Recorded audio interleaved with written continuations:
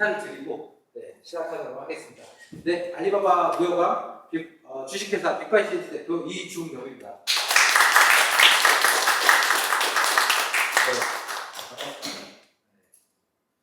와주셔서 귀한 시간 내주셔서 감사드리고요. 제가 어떤 사람인지를 좀 소개해드리고 수출 얘기를 좀 해드리면 좋을 것 같아요.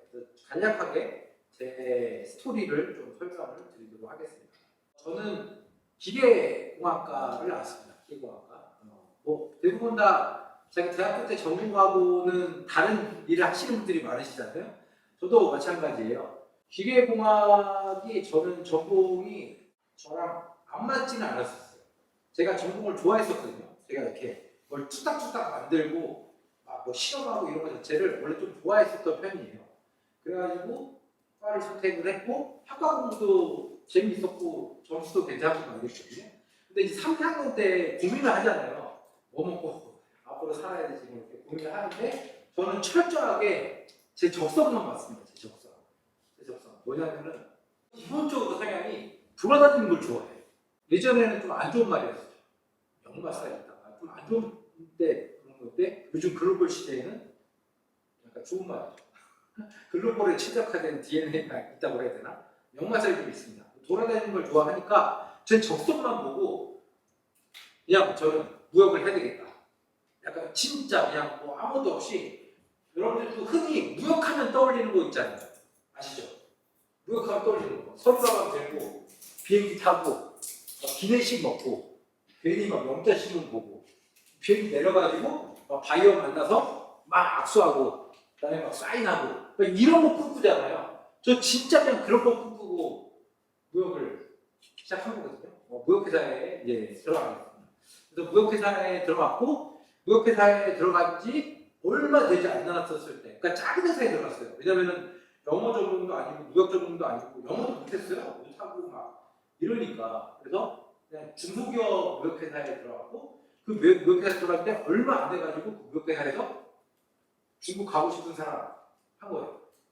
중국 가고 싶은 사람. 중국이 지사를 냈거든요. 그래가지고 바로 손들었죠.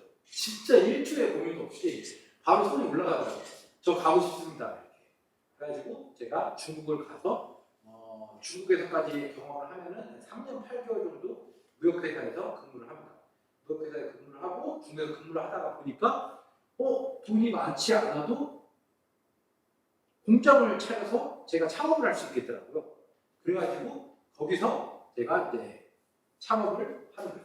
제가 무역회사에 취업한 거는 패션 토탈 자파를 취급하는 무역회사였어요.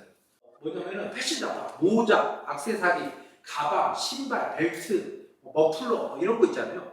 이런 거를 이제 여기저기 제조, OEM 제조해가지고 유럽에 수출하는 회사였고 제가 많은 품목들을 거기서 달아보면서 느낀 거는 돈이 많지 않아도 공장을 차릴 수 있는 게 딱 액세서리인 거예요.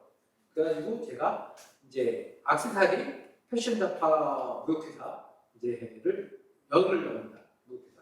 이게 이제 저의 첫 창업이었어요. 바로 중국 칭다오에서 이제 열었습니다. 이게 이제 제가 처음 했었을 때의 모습이에요. 중국에서는 일하는 사람들을 공인이라고 부르잖아요. 진짜 공인 몇 명을 두고 이렇게 하니까 돈이 많이 안 들어가요. 왜냐면 기계 같은 게 필요가 없거든요. 기계 같은 게 필요 없고 그냥 단순히 액세서리가 들었거든요. 그냥 조립, 본드, 뭐 이렇게 포장 이런 것만 하면 되는 거예요. 그리고 주요 공정은 외주. 예를 들면은 저는 귀금속이 아니라 패션 액세서리거든요. 그래서 도금 아시죠? 금도금, 은도금 하는 거를 다 도금장에 보내서 외주. 그리고 캐스팅 파트 이런 것들도 다 외주. 뭐 이렇게 합니다. 그래서 이때 이제 제가 액세서리를 이제 창업을 했죠. 지금 보시면 이제 이런 게 FOC 작업이거든요. 액세서리에다가 이렇게 해가지고 저는 여성분들 처음 볼 때 눈 보고 이러지 않습니다. 맨 처음에 귀걸이를 봐요. 지금 귀걸이 안 하셨는데 그리고 나서 목걸이를 봐요. 그리고 난 다음에 저 속으로 원가 계산을 하죠. 원가 계산을 하고 친환경을 여쭤봐요. 혹시 그거 얼마에 사시는지. 이제 직접 제조하는 거니까 도금비나 뭐 캐스팅비 이런 거를 다 원가를 할 줄을 아는 거죠. 그렇게 해서 이제 그 당시에 쇼룸이었어요. 쇼룸. 왜냐면 이제 제가 수출을 유럽으로 했었으니까 유럽 스타일이 많습니다. 여러분들 딱 보시기에도 약간 부담스러운 스타일들이 되게 많죠. 막 이렇게 화려하고 막 이런 게. 그때 당시 유럽에 유행하는 스타일들이었어요. 이런 것들을 기본적으로 만들어 놓고 바이어들한테 이제 제안하고 뭐 이렇게 이제 시작을 이제 하는 거예요. 근데 제가 창업을 딱 했으니까 바이어가 있어야 되잖아요. 근데 저는 감사하게도 제가 창업할 때 그때 당시에 회사 대표님이 바이어를 저를 몇 명을 주셨어요. 왜냐면 제가 회사 무역회사 다닐 때 일을 진짜 열심히 했거든요. 일 잘했어요. 그래가지고 오다도 많이 받고 이래가지고 제가 이제 조심스럽게 저 창업하고 싶다고 말하니까 그래 그동안 냈었다. 그래 너 하고 싶은 거 해야지 해서 너가 관리했었던 바이어 중에서 이렇게 새 바이어를 주셨었어요. 그래서 바이어가 처음에 있기 시작했는데 작은 바이어였었어요. 큰 바이어는 안 주시더라고요. 작은 바이어로 시작했으니까 처음에 바이어가 있긴 있었지만 저기 아까 듯이 공인을 몇 명 운영하고 그 회사를 운영하면 기본 비용이 들어가는 거니까 저도 장사를 이제 사업을 했으면 바이오 손님을 찾아야 될 거 아니에요. 그래서 전 세계를 제가 이제 돌아다니기 시작합니다. 이때부터 이제 저의 꿈이 이루어지는 거예요. 왜냐? 제가 처음부터 저는 돌아다니는 거 좋아한다고 말씀드렸어요. 근데 무역회사에 있으면 그렇게 못 돌아다니는데 이제 제가 창업을 하니까 이제 날개를 다른 거죠. 막 돌아다닌다 이제. 제 사장님 비행기 해가지고 이런 당시에 이게 그때 당시에 이런 가방이에요. 이런 가방에다가 악세사리는 부피가 작잖아요. 이 안에 샘플이 한 500개 정도가 들어가 있어요. 유언으로 막 싸가지고 이렇게 해서 하면 엄청 많이 들어가거든요. 그래서 저 샘플을 하나 들고 와가지고 바이오들 미칭을 하는 거예요. 미칭을 하면서 유럽은 특히 비자가 필요 없잖아요. 그렇죠? 그러니까 이제 여러 나라를 다 같이 다니는 버스 타고 막 바이오 만나고 뭐 이렇게 다니고 하는데 지금 여기 계신 분들이 지금 여기 있는 얼굴하고 저를 막 비교해보면서 보시는데 저 맞습니다. 네, 제가 옛날에는 좀 날렵한 편이었었어요. 네, 그래가지고 이때부터 이제 왜냐 저희 꿈이 이제 신들고 바이오를 소득을 쳐야 되니까 전 세계를 돌아야 돼요. 바이오 찾아 탐말리를 하기 시작하는 거죠. 그래서 아일랜드 바이오, 저희 메인 바이오였었어요. 아일랜드 바이오. 그리고 이건 네덜란드 바이오. 여기 뒤에 보시면은 악셀이 보이시죠? 이런 걸 취급하는 바이오들을 찾아다니는 거예요. 그래서 이런 거를 우리가 만들어줄 수 있다. 중국에서 내가 복장을 하고 있다. 라고 하면서 바이오들을 만나가지고 한 거죠. 이 영국 바이오. 그리고 이거 헝가리 바이오고요. 이거는 이제 이게 영국 바이오인데 이 사람은 이게 아빠하고 아들. 이 사람이 인도 사람.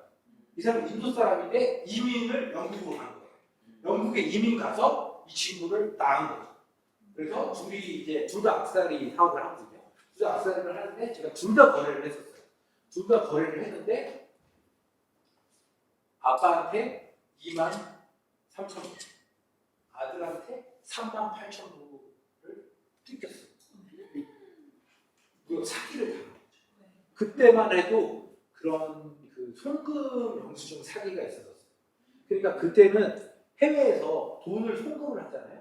그럼 한국까지 들어오는데 은행 영업일 기준으로 5일이 걸리는 거예요. 그러면은 그 텀이 있으니까 하는데 저랑 1년 넘게 둘 다 거래를 했어요. 1년 넘게 거래를 하니까 이제 빚잖아요. 돈이 따박따박 들어오는 거예요. 그래서 이제 또 준비를 쫙 했죠. 그래서 물건 다 준비됐으니까 잔금 보내세요 했어요. 그러더니 평상시랑 똑같이 은행 영수증 그거를 딱 이렇게 보내오는 거예요. 그럼 저는 보고 똑같으니까 잔금 보냈구나. 그리고 물건을 그대로 보내는 거죠. 근데 5일이 지났는데 은행에 돈이 입금이 안 되는 거예요. 바이어한테 말했죠. 입금이 안 된다. 왜 어떻게 된 거냐? 그랬더니 뭐 바이어가 확인해 보겠다 막 이러더니 또 다른 은행 영수증을 또 보내요. 그것도 가짜예요. 그러니까 그 며칠 텀을 이용해 가지고 그렇게 그래서 처음 한 1년 동안은 신뢰를 얻다가 그렇게 사기를 치는 거죠. 그래서 아빠한테 아들한테 동시에 똑같은 수법을 하고 당했어요. 너무 열받더라고요. 너무 열받더라고요. 그래가지고 다음 영국에 출장 갔을 때 이 친구 너무 화가 나가지고 찾아갔어요. 여기. 근데 이사를 간 거예요. 동시다고 좀 이렇게 사기 친 것 같아요. 그래서 제가 지금도 약간 이 머리에 뭘 두르고 있는 사람한테 트라우마가 좀 있어요. 이런 사람한테 잘 믿을 수 있나? 약간 그런 트라우마가 좀 있어요. 아무튼 뭐 결혼식 이런 행사에 초대받아서 뭐 가기도 했고 여기는 독일 바이오, 프랑스, 여기 악사리 다 이런 거예요. 이런 걸 제가 이제 만들고 했었던 거죠.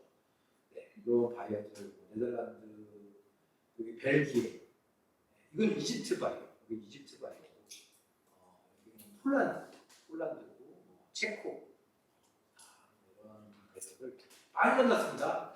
여기 뭐 바이오 어디로 가니까 막 돌아다니는 거죠. 이렇게 이게 처음 봤었을 때 이 친구 아까 그 친구예요. 이렇게 해가지고 차도 좀 크고 막 이랬는데 처음에는 막 서로 좋았었죠. 근데 그렇게 사기를 치더라고요.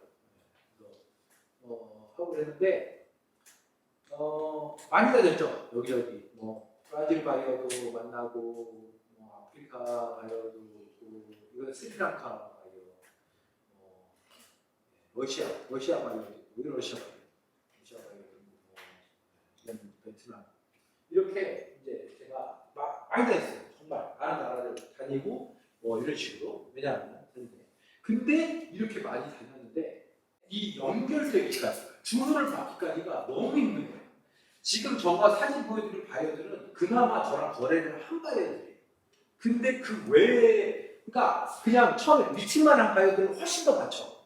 네, 미팅만 한. 근데 다 단가가 안 맞다, 스타일이 안 맞다, 뭐가 안 맞다 해가지고 그냥 아예 샘플조차 의뢰도 안 된 바이어들은 훨씬 더 많죠. 그리고 컨택은 했지만 만나지도 않은 바이어. 유럽은 좀 다르더라고요, 문화가. 한국은 가서 무작정 찾아가면은 막 만나주기도 하잖아요. 그렇죠? 진짜 열심히 다니고 찾아다니고 두들기고 샘플을 보여주고 했는데 오더 받는 게 너무 힘든 거예요. 이게 이제 제가 알바이트 같은 걸 하기 전에 아까 전에 제가 바이어들 만난 사진들 그 거래만 한 바이어들 쭉 보여드렸잖아요. 근데 12군데 정도밖에 거래가 안 되는 거예요. 12군데. 시간, 비용, 에너지 이런 거 생각하면은 이렇게 해가지고 이게 될 수 있을까? 약간 이런 생각도 좀 들더라고요.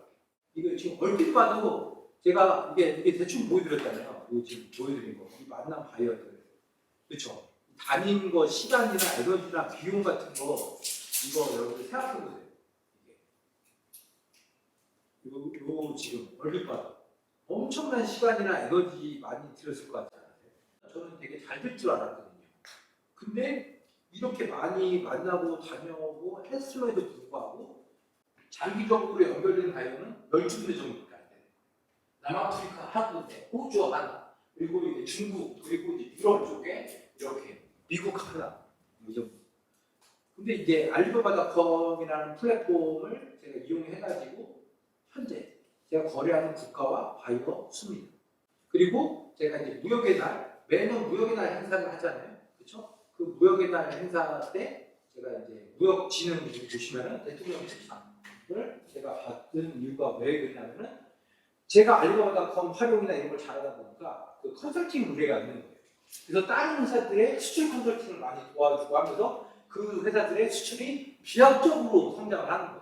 그래가지고 그 회사들이 추천을 다 해줘가지고 제가 너무나 영광스럽게도 이런 대통령 추천을 제가 받게 됐죠. 근데 이게 저만의 약간 주관적인 생각이라고 여러분들 생각하실 수 있잖아요. 근데 저도 나름 약간 감정적이보다는 좀 분석적인 사람이거든요.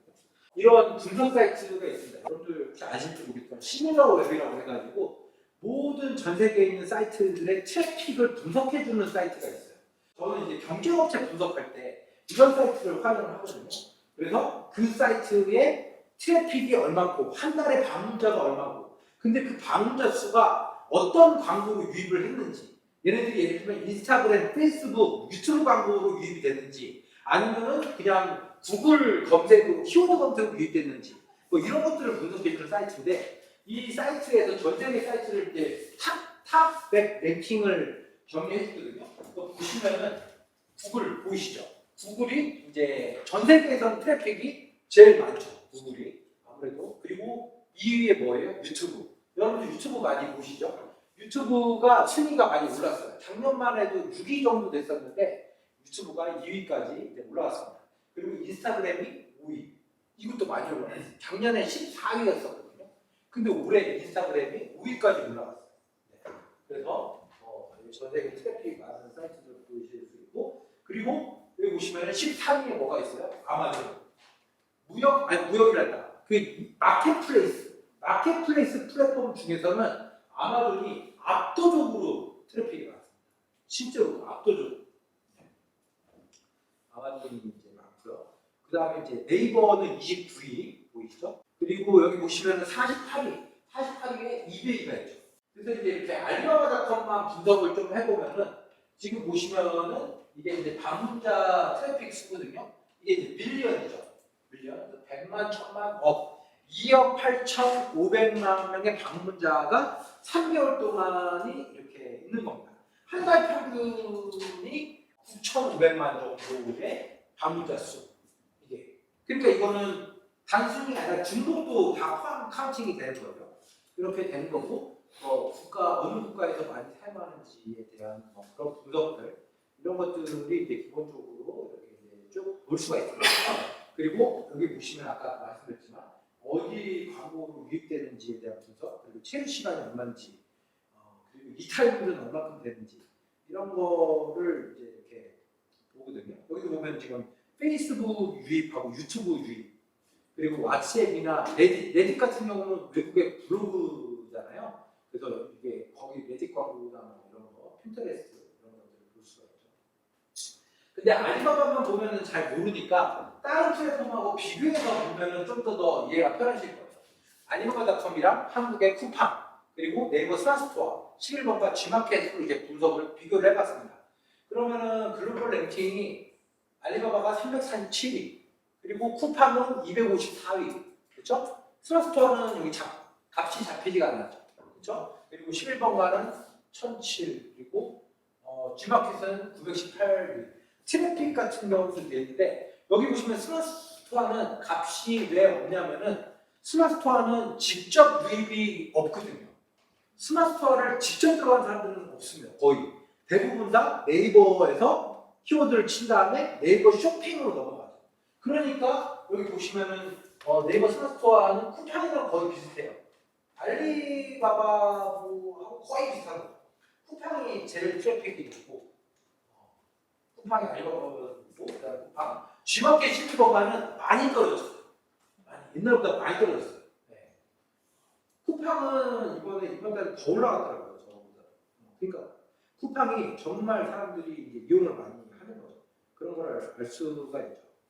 그래서 보시면은 이제 체류 시간 같은 경우도 이게 스마트스토어가 7분 46초, 쿠팡은 6분 23초. 쿠팡이 평균적으로 7페이지를 보는 거죠. 그러니까 평균적으로 한 사람이 들어오면은 7개 제품을 본다는 거예요.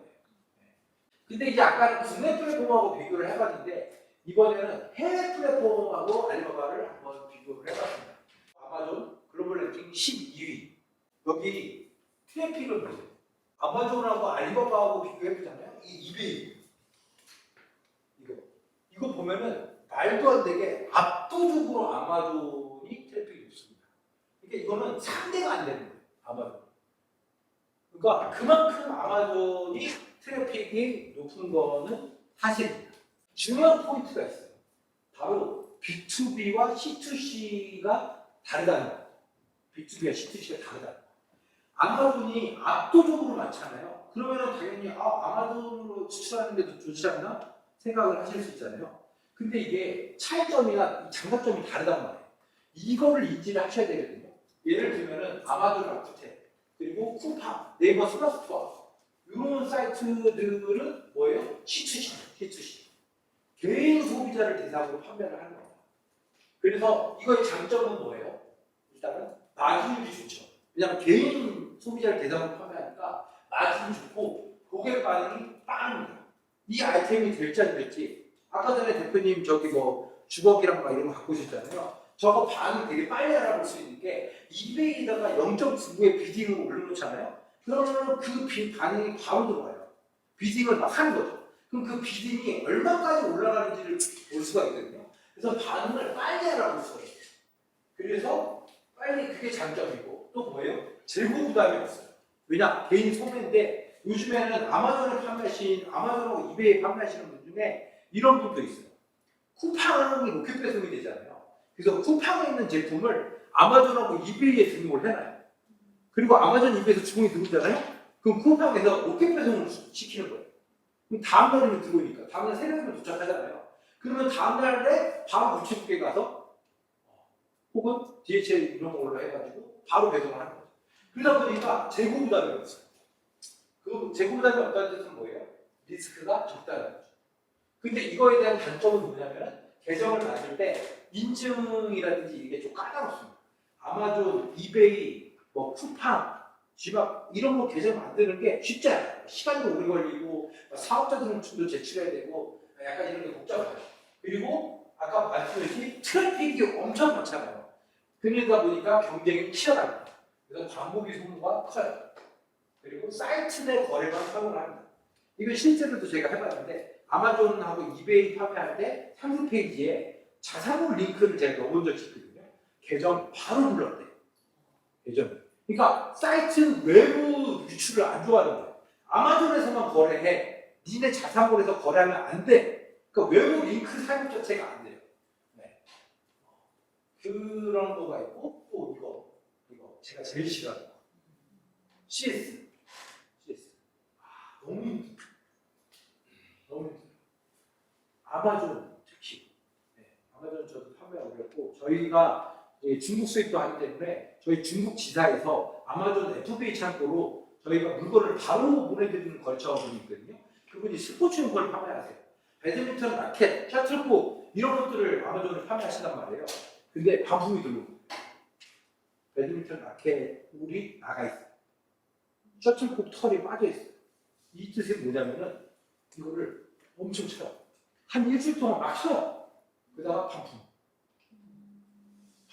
그러면은 이거를 누구 과실인지 따지지 말고 100% 환불해 줘야 돼요. 제가 아마존에 계정 5개 운영하면서 화장품 팔았는데 잘 팔려요. 엄청 잘 팔려요. 근데 한 화장품을 그 크림 있잖아요. 한 3분의 1 써요. 그리고 반품. 뭐 따질 수가 없어요. 환불해 줘야 돼요. 그리고 한국 화장품이니까 당연히 한국 마크가 접혀져 있잖아요. 그쵸? 근데 페이크 제품이라고 소비자가 신고를 하는 거예요. 그러면 그게 몇 번 신고가 누적되잖아요. 계정 블락. 계정 블락돼. 오케이. 계정 블락된 건 오케이. 그럼 그 안에 있는 돈, 제 돈은 꺼내야 될 거 아니에요. 그리고 FBA 창고에 있는 웨어하우스에 있는 창고 물건을 빼낼 수 있게 해줘야 되잖아요. 건들지 못하게. 돈도 동결. 돈도 못 꺼내요. 5만 불 정도 되는데 창고에 있는 물건도 못 꺼내요. 너무 열받아요. 완전히 갑질이 말도 안 돼요. 쿠팡이 지금 거의 아마존 따라가고 있는데 제가 그거를 계속 클레임을 걸고 하고 했는데 안 돼요. 안 들어먹어요. 들어주질 않는 거예요. 그래가지고 제가 미국 변호사를 써가지고 왜 돈이 5만 불인데 미국 변호사를 써가지고 리포트를 했죠. 이거 처리를 해달라. 그랬더니 4개월인가 지나가지고 풀어주더라고요. 근데 제 밸런스가 있잖아요. 6천 불밖에 안 남은 거예요. 6,800 불밖에 안 남은 거예요. 내 돈 어디 갔어? 했더니 그 몇 개월 동안에 웨어하우스 뭐 이거 비용 뭐 그 처리비 뭐 이런 거 뭐 어카운트 뭐 이런 비로 그냥 말 틀린 비용을 다 자기네 마음대로 빼버린 거예요. 그리고 돈 이거밖에 안 나왔어요. 약간 그런 부분들이 이제 좀 단점이죠. 근데 이게 있잖아요. 이게 좋다 나쁘다의 문제가 아니에요. 아마존이 아까 말씀드렸듯이 트래픽이 워낙 많아서 잘 팔려요. 아마존 잘 팔려요. 저도 아마존에 장사 잘했었는데 그게 싫어서 제가 드롭을 시다해서 안 한다라고 한 거죠. 이게 결이 안 맞는 것 같아요. 저는 이 B2B가 결이 좀 맞아요. B2B. 알리바바 이런 사이트들, 이시이시밀 글로벌 스위시닷컴 이게 B2B 사이트들이에요. 이게 다르단 말이에요. 완전히 결이 달라요.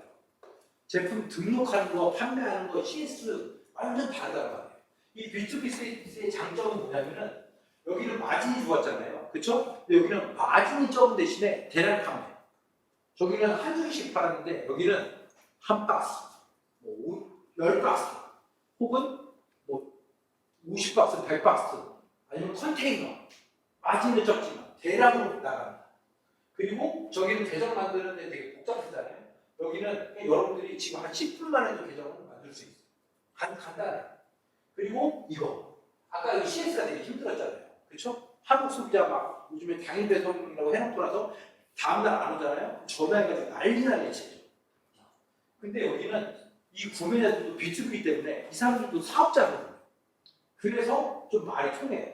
늦어지거나 뭐 할 때도 약간 이해를 해주는 그런 게 있어요. 그래서 말이 좀 통하는 거. 근데 여기는 판매자 입장을 뭐 이해해주나요?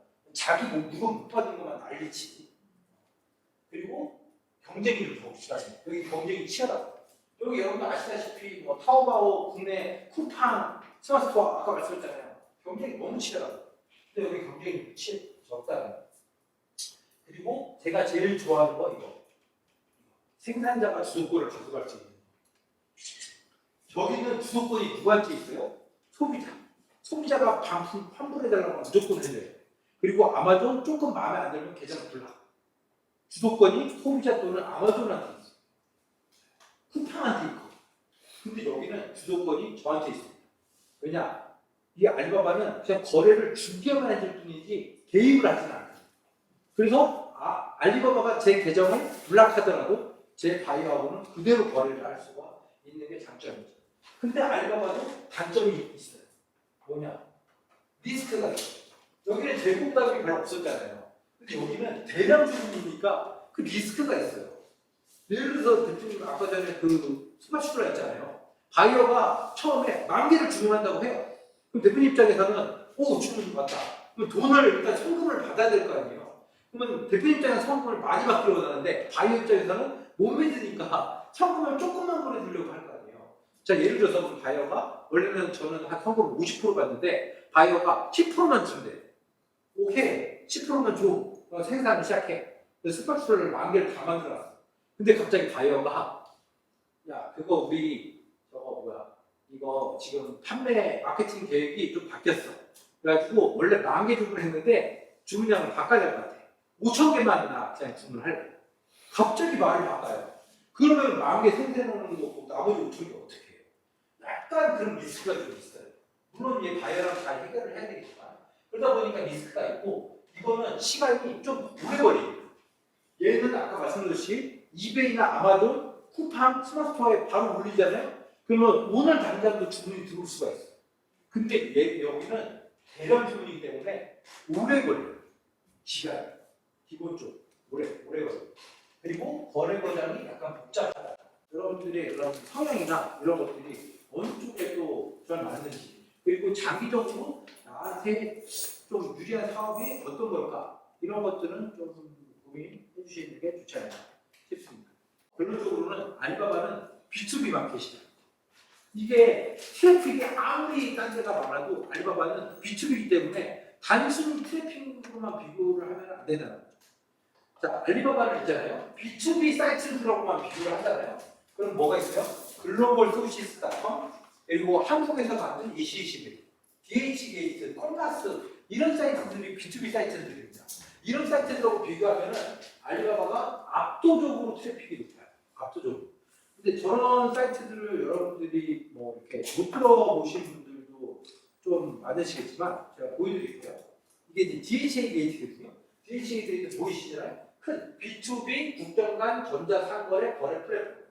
B2B예요. DH 게이트. 이렇게 생겼어요. 이렇게. B2B 사이트들이 다 비슷합니다. 그래서 카테고리 나눠져 있고, 그 다음에 이제 제품들 이렇게 있어가지고, 여기 보시면은 수량 같은 게 대량 주문이다 보니까 뭐 74개, 75개 뭐 이런 식으로 수량 대목수가 다르죠. 그리고 글로벌 소시스.com은 홍콩에서 만든 사이트예요. 여기도 B2B 멀티 채널 미디어. 홍콩에 기반해서 B2B 포탈이에요. 네. 글로벌 소시스.com. 글로벌 소시스.com 이렇게 생겼습니다. 아까 거랑 비슷하죠? 네. 알리바바도 비슷하고 약간 이런 식으로 카테고리 나눠져 있고 공장. 그리고 이제 콤파스는 이제 프랑스에서 만든 회사고 역사가 가장 오래됐습니다. 역사가 오래됐거든요. 여기 보시면 콤파스 B2B 온라인 제품이 나와 있죠. 마찬가지로 B2B 사이트. 역사가 오래되다 보니까 사이트도 이렇게 좀 구립니다. 몇 년 동안 업데이트를 안 해요. 이게 지금 얼마 전에도 그대로예요. 네. 그래서 지금 역사는 되게 오래됐지만 B2B 사이트로는 요즘에는 바이어들이 많이 안 이용하는 추세고, 그 다음에 이제 이거는 무역협회 자회사, 그러니까 대한민국에서 만든 EC21. 이거 보이시죠? 글로벌 B2B 마켓플레이스. B2B. 네. 그래서 무역협회. 모욕급에서 운영하는 EC11 이것도 이제 EC11 B2B 사이트입니다. 이런 B2B 사이트들이 있는데 이런 B2B 사이트라고 비교를 해봤었을 때는 알리바바가 압도적으로 바이어들이 이제 많이 몰리는 것을 볼 수가 있습니다. 상대가 안 돼요. 확실히 알리바바로 바이어들이 많이 이제 유입을 되는 거고, 요즘에는 알리바바에 이제 이렇게 많이 들어온 거니까 미국하고 인도, 파키스탄, 중국, 터키 이런 쪽 국가의 이용자들이 많은 거를 보실 수가 있습니다. 그래서 전 세계 바이어들이 알리바바닷컴으로 들어오고 있는데 이게 언제부터냐면은 코로나 때부터 됐었어요. 왜냐하면 B2B 바이어들은 원래 구매를 어디서 했냐면은 전시회나 박람회에서 했었단 말이에요. 전시회나 박람회에서 그런 기업체들 미팅한 다음에 대량주를 했는데 코로나 때 전시회가 다 취소됐잖아요. 그럼 다니지도 못하게 됐잖아요. 그러다 보니까 알리바바로 전 대대적으로 유입이 되기 시작했어요. 그래서 이제 현재 알리바바닷컴 바이어 수는 3억 명이 넘지만 이게 중요하죠. 액티브 바이어. 그러니까 실제 구매가 이루어지는 그런 활성화된 바이어가 3,400만 명 정도가 이제 알리바바에서 이렇게 하고 있습니다. 그리고 여기 보시면은 딱 코로나 때 확 올라가는 거 보이시죠? 바이어들의 활성화된 데이터 알리바바인데 주로 알리바바에서 많이 그 구매를 하는 카테고리가 이런 분야예요. 보이시죠? 전자제품. 아까 전에 IoT 말씀하셨죠? 전자제품, 패션, 자동차 이게 이제 전년 대비, 2년 전 대비 상승이 어느 정도 됐는지에 대한 그런 데이터들 같은 거 주로 찾는 품목들 이런 것들을 이제 보실 수가 있는 거죠. 그래서 이 바이어들이 알리바바닷컴을 찾는 이유는 뭐냐면은 전시회 때는 시간이 제한적이잖아요. 저는 전시회에도 실제로 많이 참가를 했었거든요. 홍콩 페어 뭐 이렇게 화장품 페어 이런 거 나갔는데 전시회는 똑같아요. 10시 시작해서 4시에 딱 끝나요. 5시까지지만 4시부터 문을 다 닫는단 말이에요. 그리고 4시에는 손님도 별로 없어요. 그래서 제한적으로 이 바이어들을 만날 수밖에 없는데 이 알리바바닷컴은 바이어들이 24시간 동안 거래가 가능하죠. 시차에 관계없이 문의를 막 하고 뭐 이런 것들이 되는 거고, 그다음에 이제 바이어들이 많이 찾는 거는 공장 직거래라는 생각을 갖고 있습니다. 최근에는 OEM 제작이 어마어마하게 되고 있습니다. 실제로도 저희에도 실제로 날마다 한 달에 OEM 제작 문의건 정도가 한 180건 정도가 들어와요. 물론 그 중에서 가상 바이오도 있죠. 뭐냐면은 인플루언서들이 너무 많아졌어요. 인플루언서. 연예인도 아니에요. 근데 적게는 몇만, 많게는 몇백만의 팔로워를 보유하고 있는 사람들이 인플루언서죠. 그래서 그 인플루언서들이 원래는 대기업 화장품이 출시가 되면은 그거를 막 리뷰를 해줬단 말이에요. 그거를. 근데 이 인플루언서들이 자신들의 찐팬이 있어요. 찐팬. 완전 구종 찐팬. 뭘 해도 다 좋아하는 그 찐팬들의 지지 기반을 바탕으로 이제는 대기업 제품을 리뷰해 주는 게 아니라 자기 브랜드 런칭하고 싶은 거야. 왜냐하면 너무나 많은 화장품 브랜드를 쓰다 보니까 뭐가 좋은지를 알고 사람들이 어떤 수요가 있는지 어떤 걸 좋아하는지에 대한 니즈 파악도 빠르다 보니까 이제는 내가 만들고 싶어 하는 거야. 근데 이런 인플루언서들은 무역은 몰라요. 무역은 몰라요. 제조도 몰라요. 근데 그걸 하고 싶으니까 알리바바에 문의를 하는 거예요. 자, 이게 캄보디아 저희 바이어입니다. 캄보디아 인플루언서예요. 이 캄보디아 인플루언서가 자기 브랜드 화장품을 만들고 싶어가지고 알리바바로 저희 컨택을 한 거예요. 그래서 몇 번 컨택해가지고 샘플링 한 다음에 이제 생산을 시작을 한 거죠. 그래서 생산한다고 해가지고 공장을 보고 싶다는 거예요.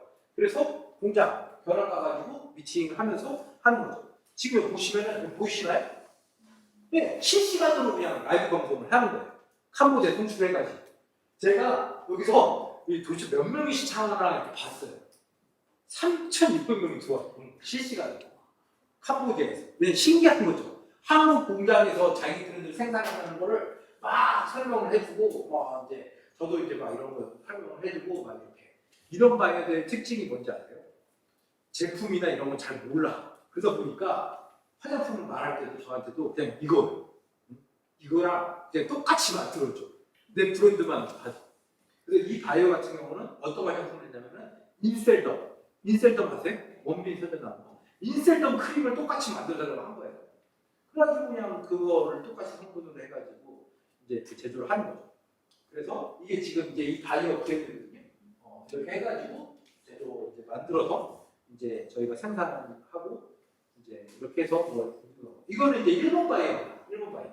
저희 이제 여기 사무실 18층에 있는 사무실에서 미팅을 한 거예요. 화장품 막 떨어져 있는 거 보이시죠? 이 일본 바이오는 일본에서 에스테틱 샵을 몇 개 운영하는 거예요. 몇 개 운영을 한단 말이에요. 그럼 에스테틱 그 샵에서 고정적으로 쓰는 그 뭐죠? 그 필링 젤이나 뭐 이런 것들이 있단 말이에요. 그런 것들 봤는데 몇 개 샵이니까 이제 자기가 좀 자기 샵 브랜드로 이제 이걸 만들고 싶은 거예요.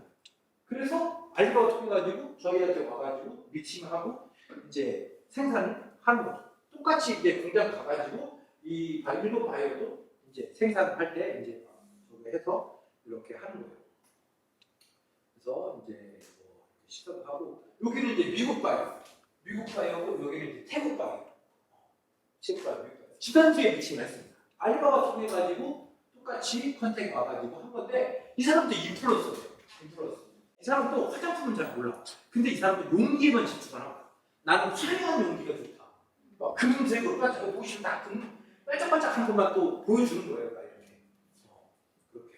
그래서 이 지금 이렇게 전 알리바바 이런 인플루언서들이 많아지다 보니까 이런 OEM 제조 문의가 알리바바로 지금 너무 엄청 많은 거예요.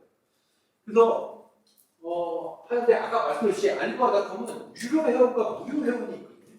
이게 이제 알리바바 유료 회원이고 무료. 이게 이제 좀 차이입니다. B2B 사이트들의 이제 차이가 이게 뭐냐면은 아마존, 이베이, 여러분들 쿠팡, 네이버 스마트스토어는 뭐예요? 무료로 다 만들 수 있죠. 그렇죠? 이건 무료인데 알리바바는 대량 주문이다 보니까 바이어들이 검증을 하고 싶은 거예요. 아마존이나 이베이 같은 경우는 이 플랫폼을 믿고 거래를 하잖아요. 금액이 작고. 근데 알리바바는 대량이고 이 알리바바가 거래를 보증해 주는 게 아니라 제가 아까 말씀드렸죠. 개입을 하지 않아요. 알리바바. 그러다 보니까 검증된 업체를 보고 싶어 하는 거예요. 그래서 이제 유료 회원 이런 제도가 이렇게 있습니다. 그래서 이제 알리바바 통해서 이제 하는데 문제는 자 이제 이 알리바바를 그냥 시작하면 안 돼요. 제가 말씀드린 분석이 되게 중요하다고 했잖아요. 그냥 직감적으로 지금 그러니까 여러분 이런 제가 지금 막 보여주고 막 하는 거 보면은 오 알리바바가 되나? 이렇게 해볼까? 이런 마음 드시면 안 돼요. 이 철저하게 분석이 이루어져야 돼요. 분석하고 알리바바닷컴도 시작을 해야 됩니다. 일단은 먼저 내 제품을 구매해줄 바이어가 있는지 시장 수요부터 한번 파악을 해보셔야 돼요. 아까 대표님 스파‌츌러, 그렇죠? 그런 부분들을 구매할 있는지 파악을 이제 해야 되는데 그거에 뭐냐면 일단은 그런 핵심 키워드인 거죠. 예를 들면 뭐 태양열 패널, 핸드폰 케이스, 뭐 네일아트 용품 이런 키워드들이 있잖아요. 그러면 예를 들어서 알리바바닷컴에서 제가 이렇게 알리바바닷컴에서 코리안 코스메틱이라고 지금 여기 이게 흐려가지고 안 보이는데 코리안 코스메틱 한국 화장품이라고 제가 검색을 했습니다. 그러면은 코리안 코스메틱 한국 화장품이라고 등록된 제품들이 쭈르륵 나올 거 아니에요. 얘네들이 많다고 해서 한국 화장품이 많이 찾는다는 전혀 아니거든요. 전혀 아니에요. 그래서 이걸로는 수요를 알 수가 없어요. 그래서 어디서 알 수 있냐면은 알리바바는 B2B 플랫폼이기 때문에 아마존, 이베이, 쿠팡, 스마트스토어하고 다른 기능이 있습니다. 뭐냐면은 타겟팅 기능이에요. 이게 이제 핵심입니다. 여기 여러분들도 집에 가셔가지고 해보시면 돼요. sourcing.alibaba.com이라고 도메인 주소를 옛날에는 메인에 들어갈 수 있게 해놨는데 지금은 그 기능을 없앴어요. 알리바바에서. 그래서 여러분들이 물론 이제 가입해서 보면 안에 마이 페이지에 들어가서 보면 되는데 그러면 가입하고가 번거롭잖아요. 그래서 이제 도메인 주소를 sourcing.alibaba.com으로 치시잖아요. 그럼 똑같은 알리바바예요. 똑같은 알리바바인데 보시면은 이렇게 나옵니다. 이게 뭐예요? 견적 요청. 이게 이제 B2B 사이트들의 다른 특징입니다. 이게 아마존, 이베이, 쿠팡, 11번가, 뭐 스마트워에는 이런 기능이 아예 없어요. 이게 뭐냐면은 바이어들이 올리는 거예요. 바이어. 나 지금 이런 제품 필요해. 그러니까 너희들과 나한테 견적을 좀 보내줘. 내가 견적 요청을 하니까 내 스펙에 맞게 너희들이 제조할 수 있는 견적을 보내줘.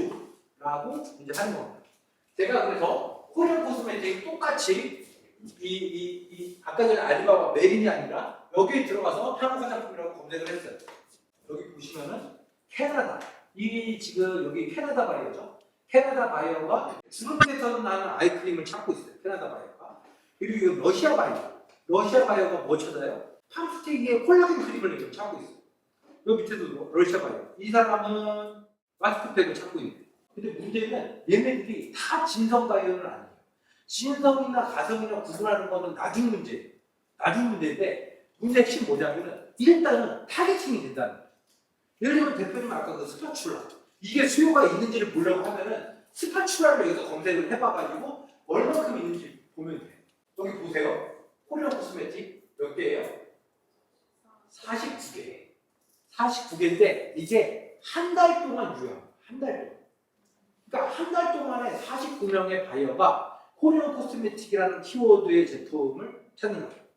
보시기에 49개 한 달 동안. 많은 것 같으세요? 적은 것 같으세요? 많은 것 같으세요? 아, 그러세요? 오, 굉장히 당황스럽네요. 대부분 다 적다라고 하시는데. 어쨌든 간에 여기 지금 아까 전에 뭐 화장품 이제 하신다고 했잖아요. 그러면은 코리안 코스메틱을 해서 이런 바이어들한테 협력을 해야 되는 확률이 높은 거죠. 그냥 전시회가 나쁜 게 뭐예요? 가서 전시회 가면은 물특정 가수한테 다 홍보를 하는 거잖아요. 그럼 이 사람이 진짜 그냥 개인 진짜 마실 나오는 건지 진짜 바이어인지 알 수가 없잖아요. 이게 비효율적이란 말이에요. 근데 딱 예를 들면 대표님 스파츌라 하면은 스파츌라 제가 장담드리고 말씀드릴 때 스파츌라는 몇백 개가 될 거예요. 근데 예시 다른 거 보여드릴까요? 네일 아트라고 제가 검색을 해봤어요. 네일 아트. 네일 아트 몇 개예요? 662개. 네일 아트 662개. 그러니까 네일 아트를 찾는 바이어가 훨씬 더 많은 거죠. 자, 이번에는 또 다른 거. 뭐예요, 이거는? 헌옷이라고 제가 검색을 해봤어요. 헌옷. 헌옷은 몇 개예요? 2,836개. 아까 한국 화장품은 4,900개밖에 안 됐잖아요. 근데 헌옷을 찾는 바이어는 전 세계에 2,836명이나 돼요. 헌옷을 찾는 바이어가. 여러분들 아파트 단지에 보면 헌옷 수거하는 거 있죠. 거기에 있는 옷이 저는 예전에는 그 옷이 수거돼서 보아원 같은 데 가는 줄 알았어요. 근데 아니더라고요. 그 일산에 보면은 식사동이 있거든요. 그 식사동에 국제옷 단지가 있어요. 국제옷 단지가 있단 말이에요. 식사동에. 그러면은 그 옷에 그쪽으로 다 몰려줘요. 그런 곳이 몇 군데 있어요. 전국에. 근데 일산이나 식사동이 대표적인 거예요. 거기 가면은 거기에 구분이 돼요. 청바지는 청바지, 원피스는 원피스, 티셔츠는 티셔츠대로 분류를 해요. 그리고 압축 포장을 해서 수출을 하는 거죠. 네. 이런 것들은 킬로그램 단위로 이제 보통 수출이 됩니다. 여기도 보면 그래서 12,000kg 이런 필리핀 이런 나라들이 이제 이렇게 하는 거죠. 이건 뭐예요? 헌 신발. 헌 신발은 뭐예요? 3,234개. 아까 한국 화장품은 49개밖에 없었는데. 그래서 여기는 뭐냐면은 아까 아이템 아직 못 정하신 분들도 계셨잖아요. 그런 분들도 일단은 수요를 먼저 파악을 해보고 나서 내가 할 수 있는지에 대한 것들을 보시는 것도 좋아요. 해외에서는 이렇게 많이 찾는구나, 이 제품을. 이렇게. 태양열 패널 2,380개. 단일, 물론 사이즈는 다르겠죠. 지붕에다 올려놓은 태양 대형도 있겠고, 이렇게 정원 같은 데서 조그맣게 태양열로 하는 등 그런 패널도 있고 좀 크기는 다르겠지만 어쨌든 간에 태양열 패널 찾는 바이어가 한 달에 2,480명이나 된다는 거예요. 그럼 여러분들이 만약에 주변에 태양열 패널을 제조하는 업체가 있다. 그러면은 공정가 가격을 받는다. 그럼 뭐예요? 불특정 다수한테 태양열 패널을 홍보하는 게 아니라 이 태양열 패널에 관심 있는 바이어들한테 제안서를 보내는 거죠. 이게 견적서를 보내는 기능이에요. 이게 바로 그 B2B와 C2C를 구분짓는 가장 큰 기능입니다. 아마존, 이베이, 쿠팡, 스마트스토어에는 이런 기능이 없어요. B2B 마켓에는 다 있어요. 아까 글로벌 소시닷컴, EC21 이런 B2B 사이트 말씀드렸잖아요. 그런 B2B 사이트들에는 다 이 기능이 있어요. 근데 다른 사이트는 트래픽이 적은 거죠. 다 알리바바로 가이드들이 오는 거죠. 이거는 예전이거든요. 이게 뭐예요? 오징어 게임. 스퀴드 게임이라는 게 원래 있었던 말이 아니에요. 근데 오징어 게임이 넷플릭스에서 나오면서 전 세계적으로 히트를 했잖아요. 그랬잖아요. 원래 이 말이 없었어요, 아예. 이게 한국의 오징어 게임을 지역한 거잖아요. 이런 말을 외국에서 안 썼단 말이에요. 근데 넷플릭스에서 가장 히트할 때 350개. 이때 바이어들이 너무 인기가 많으니까 오징어 게임에 나오는 코스프레, 오징어 게임에 나오는 뭐예요? 그 달고나 만드는 세트 아세요? 네. 그거. 거기다가 또 구슬치기 거기 나오잖아요. 그런 것들을 찾는 바이어가 많은 거예요. 오징어 게임에 나오는 그런 열쇠고리, 그런 모양, 뭐 이런 거. 그래서 이 RFQ 마켓을 보면은 여러분들 아실 수가 있습니다. 자, 그래서 제가 몇 가지 키워드를 넣어서 이렇게 보여드렸잖아요. 근데 여기 또 중요한 포인트가 있습니다. 우리 남성분한테 여쭤봐요. 몇시 남성? 지금 이 여성분이 입고 있는 이 옷 혹시 뭐라고 부르는지 아세요? 원피스요? 자, 원피스는 한국어예요, 영어예요? 영어요? 제가 영어라고 하셨는데 외국에서 저걸 보면 원피스라고 부르나요? 자, 외국에서는 저걸 원피스라고 안 불러요. 원피스는 콩글리시예요. 이건 똑같아요. 이거 한국에서 뭐라 불러요? 와이셔츠라고 하죠. 와이셔츠라고 하잖아요. 그렇죠? 와이셔츠는 영어잖아요. 네? 외국에서 이거 와이셔츠라고 부르나요? 이거 뭐라 불러요, 여기서? 이게 실제 사례입니다. 제가 아까 전에 그 기업 그 컨설팅을 갔는데 알리바바가 잘 안 된다는 거예요. 그래서 그런 분들을 제가 이제 이렇게 기업체 방문을 했는데 알리바바에 등록을 원피스로 해놓은 거예요. 얘는 와이셔츠로 등록을 해놓은 거예요. 그리고 얘 뭐예요? 핸드폰 케이스로 등록을 해놓은 거예요. 그리고 얘는 뭐예요? 노트북 케이스, 노트북 테이블이라고 등록을 해놓은 거예요. 우리는 노트북이라고 그러잖아요. 이거 외국에서 뭐라고 해요? 랩탑 테이블, 랩탑 케이스, 그리고 이 노트북에도 악세사리가 많단 말이에요. USB에서 꼽아서 쓰는 뭐 이런 것도 있고 청소기도 있고 막 그 덮개, 여기에 뭐 스크린 보호 프로텍터 뭐 이런 것들이 있는데 노트북이라고 쓴 거예요. 얘는 핸드폰 케이스. 핸드폰 케이스도 인기 많은 거 아세요? 한국 거? 아마존에서 한국 핸드폰 케이스가 탑에 있거든요. 중국의 저가도 많지만 한국의 품질이 좋아서 아마존에서도 베스트셀링에 들어간단 말이에요. 근데 핸드폰 케이스로 등록을 하는 거예요, 알리바바에. 우리 핸드폰 케이스 영어잖아요. 아니에요, 핸드폰 케이스라고 안 부른단 말이에요, 외국에서는. 외국에서는 핸드폰이라고 안 부르죠. 외국에서 뭐라고 불러요? 그렇죠, 셀폰이라고. 외국에서 셀폰이라고 부른단 말이에요. 그리고 셀폰 케이스가 아니라 셀폰 커버라고 많이 한단 말이에요. 셀폰 커버, 스마트폰 커버, 이런 식으로. 그러니까 이 키워드가 되게 중요합니다. 어떤 제품과 어떤 키워드를 쓰는지. 이 키워드가 중요한지 제가 뼈저리게 느낀 게 뭐냐면은 제가 처음에 아까 보여드렸잖아요. 제가 맨 처음에 제가 창업을 한 게 뭐였어요? 악세사리였죠. 악세사리를 몇 년 했는데 다른 아이템을 또 좀 하고 싶은 거예요. 제가 말씀드린 아이템 욕심이 있어가지고. 그래가지고 제가 다른 아이템을 한 게 바로 이 아이템입니다. 알리바바에 맨 처음에 등록한 제품이 이 제품이에요. 이 제품 뭐예요? 블랙박스죠. 자, 블랙박스는 영어예요, 한국어예요? 영어요. 영어죠. 제가 왜 이 블랙박스를 했냐면은 그때 당시에 제가 다른 아이템을 뭘 할까 고민하다가 이 무역 카페 있죠. 무역 유통하는 그런 카페들의 정모를 했었어요. 정모를 하는 거에 참가를 했어요. 정모를 참가하니까 무역 그런 걸 막 하시는 분들이 있잖아요. 거기에 굉장히 경력이 많은 무역 경력이 거의 30년 되는 그 전문가분이 딱 포스를 잡고 막 있으면서 막 다른 분들한테 조언을 하고 다른 사람들 막 같이 듣고 있는 거예요. 저도 막 듣고 있었죠. 근데 그분이 딱 그 얘기를 하는 거예요. 아, 요즘에 유럽 바이어들이 한국 블랙박스를 많이 찾네? 라고 하신 거예요. 한국 블랙박스를. 그래가지고 저는 유럽으로 수출하는 걸 했었잖아요, 악세사리를. 그래가지고 유럽에 바이어들 한국 블랙박스? 그분이 중국산 저가 블랙박스 많은데 한국 블랙박스가 품질도 좋고 그래서 브랜드들을 좀 찾더라고. 제가 바로 집에 오자마자 알리바바에 검색을 해봤어요. 근데 한국 브랜드 블랙박스가 하나도 없는 거예요. 그래서 제가 오케이 이거다. 내 바로 해야 되겠다. 그래가지고 제가 3개월 동안 블랙박스를 연구합니다. 블랙박스 업체 미팅을 하고 상세 페이지를 받고 막 영문으로 바꾸고 쫙 준비를 해요. 블랙박스를. 그리고 나서 3개월 동안 준비를 딱 하고 나서 알리바바에 등록을 딱 했죠. 그분이 분명히 유럽 바이어들 많이 찾는다고 했으니까.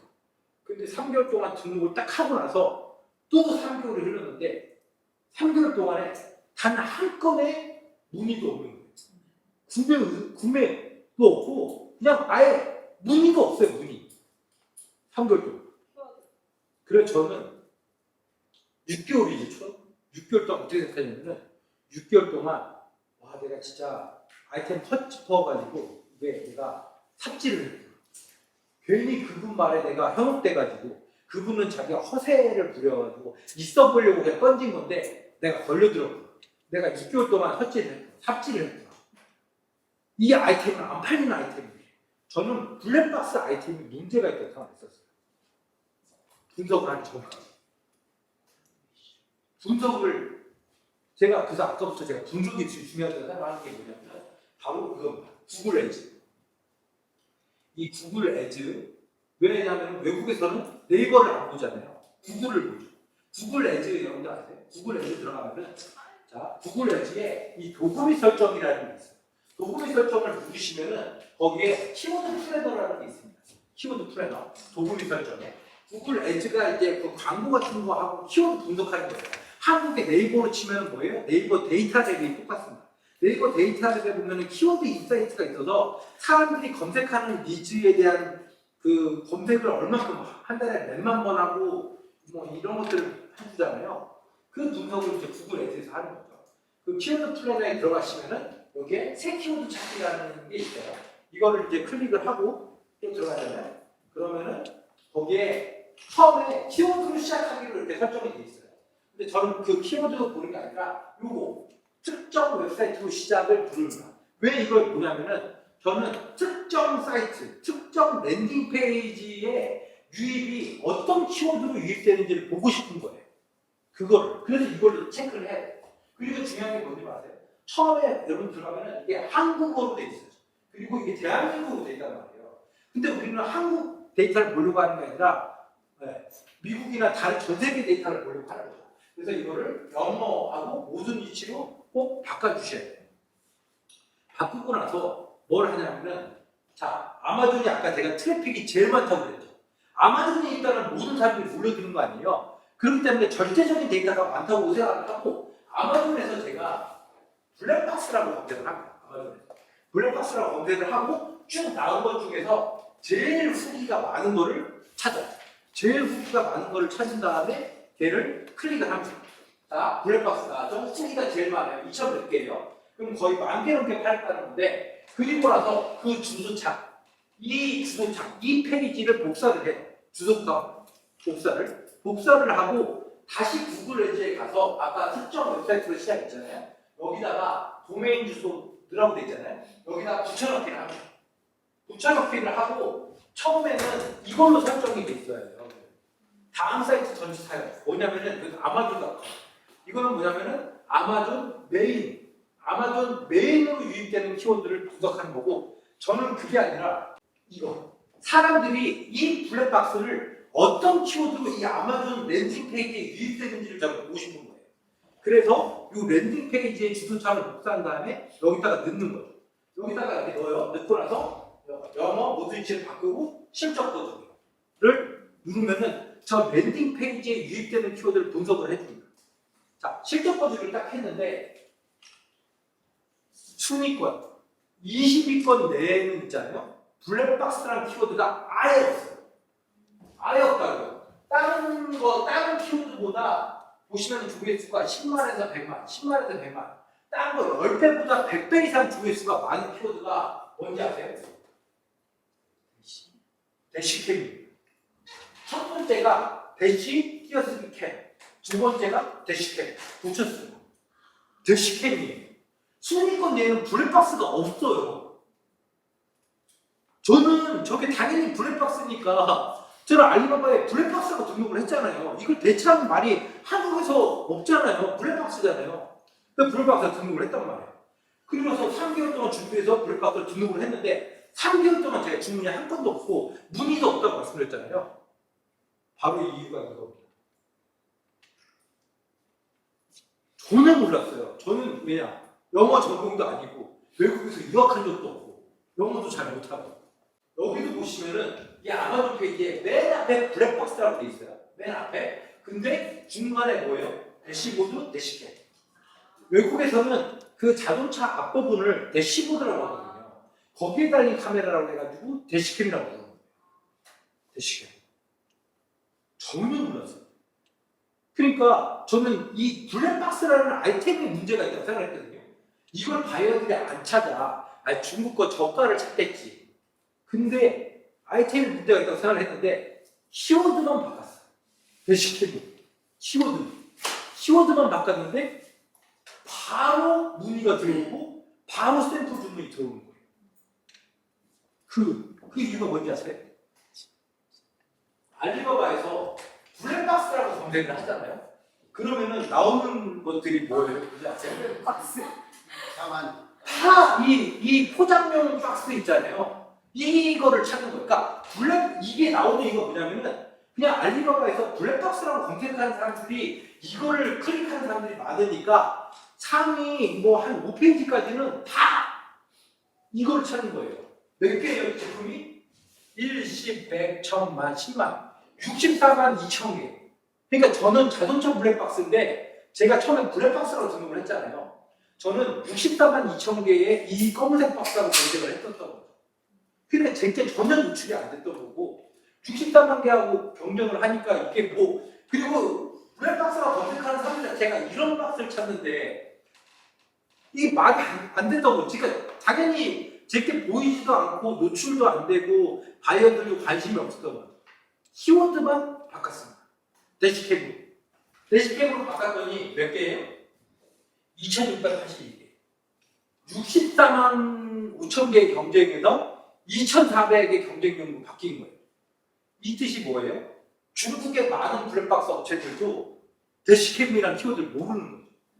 그냥 다 블랙박스라고 등록을 하는 거예요. 2,400개의 제품밖에 없는 거예요. 그럼 경쟁률이 64만에서 2,400으로 경쟁이 확 바뀌죠. 저는 키워드만 바뀌니까 바로 노출이 되는 거죠. 거기다가 유일하게 한국 제품은 저밖에 없어요. 그러니까 바로 문의가 들어오고 바로 샘플 구매가 이루어지고 바로 오다가 이루어지게 되는 거예요. 제가 그래서 뼈저리게 느꼈어요. 좀 많이 팔았어요, 블랙박스. 네. 블랙박스. 제가 너무 좋아합니다, 블랙박스. 그래서 키워드. 자, 구글 애즈버 썼잖아요. 이번에 뭐냐? 구글 트렌드. 우리는 외국은 다 구글만 보니까 구글 트렌드라는 사이트가 있습니다. 전 세계 사용자들의 검색어 동향을 보는 건데 이 구글 트렌드의 장점은 뭐냐면은 키워드를 몇 가지를 비교해서 볼 수가 있어요. 비교해서. 자, 보시면은 자, 이렇게 카 블랙박스라고 제가 넣었습니다. 왜 카를 넣었을까요? 그냥 블랙박스 하면은 검은색 박스를 찾는 분들이 많으니까 카 블랙박스. 그 다음에 뭐예요? 추가로 다른 키워드를 넣을 수가 있어요. 이거 하나만 보면은 많이 찾는지 안 찾는지 알 수가 없죠. 그렇죠? 근데 두 번째, 빨간색, 카캠, 자동차 카메라, 카캠이라고 넣었어요. 그럼 뭐예요? 카 블랙박스보다는 더 많죠. 그렇죠? 그러면 카캠이라는 걸 더 많이 검색하는 거예요. 그리고 나서 또 비교 추가. 다른 5개까지 비교할 수가 있습니다. 뭐예요? 제가 노란색, 대시캠을 이제 넣어봤어요. 대시캠. 보시나요? 이게 블랙박스, 카 블랙박스잖아요. 카캠이고 상대가 안 돼요. 그러니까 근데 이거 그래프 잘 보시면은 보세요. 원래는 대시캠이 0이었었단 말이에요. 거의 없었어요. 근데 언제예요? 2013년도부터 갑자기 올라왔죠. 왜 그럴까요? 그때부터 블랙박스가 대중화돼요. 한국도 옛날에는 우리 블랙박스 다 없었잖아요. 근데 2010년도 초반부터 뭐 보험 사고니 뭐니 해가지고 블랙박스가 대중화되기 시작을 한 거예요. 외국도 마찬가지예요. 그래서 지금은 그거를 다 대시캠이라고 부르는 거예요. 그리고 구글 여기 트렌드에서는 이렇게 지역별로도 키워드 분석을 볼 수가 있어요. 왜냐하면 여러분들 뭐 아시겠지만 미국 영어랑 유럽, 영국 영어랑 좀 다르잖아요. 호주 영어도 다르고 부르는 게 조금씩 다르거든요. 그래서 그런 것들도 이제 파악을 할 수가 있고 급상승 키워드를 볼 수가 있어요. 지금 뭐가 핫한지, 사람들이 뭘 많이 검색하는지. 그래서 이런 걸 분석해가지고 계속 타이틀을 바꿔주는 거죠. 알리바바에 등록되어 있는 이름들을. 이런 것들을 이제 이렇게 바꿔주고 합니다. 그래서 키워드를 분석하고 바이어를 찾는 거예요. 아까 전에 말씀드렸듯이 타깃팅을 할 수가 있잖아요. 대표님, 스파츌라 제가 봤을 때 키워드 못해도 한 1000개 정도 바이어가 한 달에 엔카이가 올라올 거예요. 그러면 그런 업체들한테 컨택을 해가지고 제안을 보내고 이제 그런 아이템을 이제 전대기로 판매를 하는 거예요. 자, 그래서 이게 사업을 할 때 여러분들이 감을 믿고 안 되면 무조건 데이터를 분석하고 그거를 통해서 해야 된다. 알리바바를 할 때는 뭐냐면은 제일 중요한 키워드 분석. 그 다음에 뭐예요? 경쟁업체 분석이 있어야 돼요. 제가 대표님과 스파츌라를 하잖아요. 그러면은 저 중국에 있는 스파츌라 업체들의 경쟁업체 단가를 다 확인을 할 거예요. 내가 무슨 경쟁을 가질 수 있는 우위가 있는 게 뭔가, 디자인적으로 가져야 되는지 아니면 품질적으로 가져야 되는지 이런 것들을 분석을 해야 되고, 그 다음에 뭐예요? 바이어 분석. 아까 말씀드렸죠. 그 많은 바이어들이 다 진성 바이어는 아니라고. 그 중에서 진성과 가성을 구분해야 돼요. 얘가 진짜인지 가짜인지. 그래서 진성 바이어들만 추출을 해내야 돼요. 그리고 걔네들만 컨택을 해야 돼요. 왜냐? 우리는 시간과 에너지와 비용 이런 게 자본이 제한적이니까 효율적으로 일을 해야 되는 거예요. 자, 그래서 여러분들이 이런 알리바바닷컴 플랫폼을 통해 가지고 수출로 성공을 할 때는 아까 말씀드렸듯이 그런 것들을 분석을 해야 되는데, 가장 중요한 게 뭐냐면은 바로 이겁니다. 단기간 내에 바이어한테 신뢰를 얻는 게 중요해요. 왜냐하면 바이어들이 못 믿어요. 처음에. 여러분들 어떻게 믿어요? 역으로 대표님께서 그 스파츌라 그거를 하는데 반대로 생각해보세요.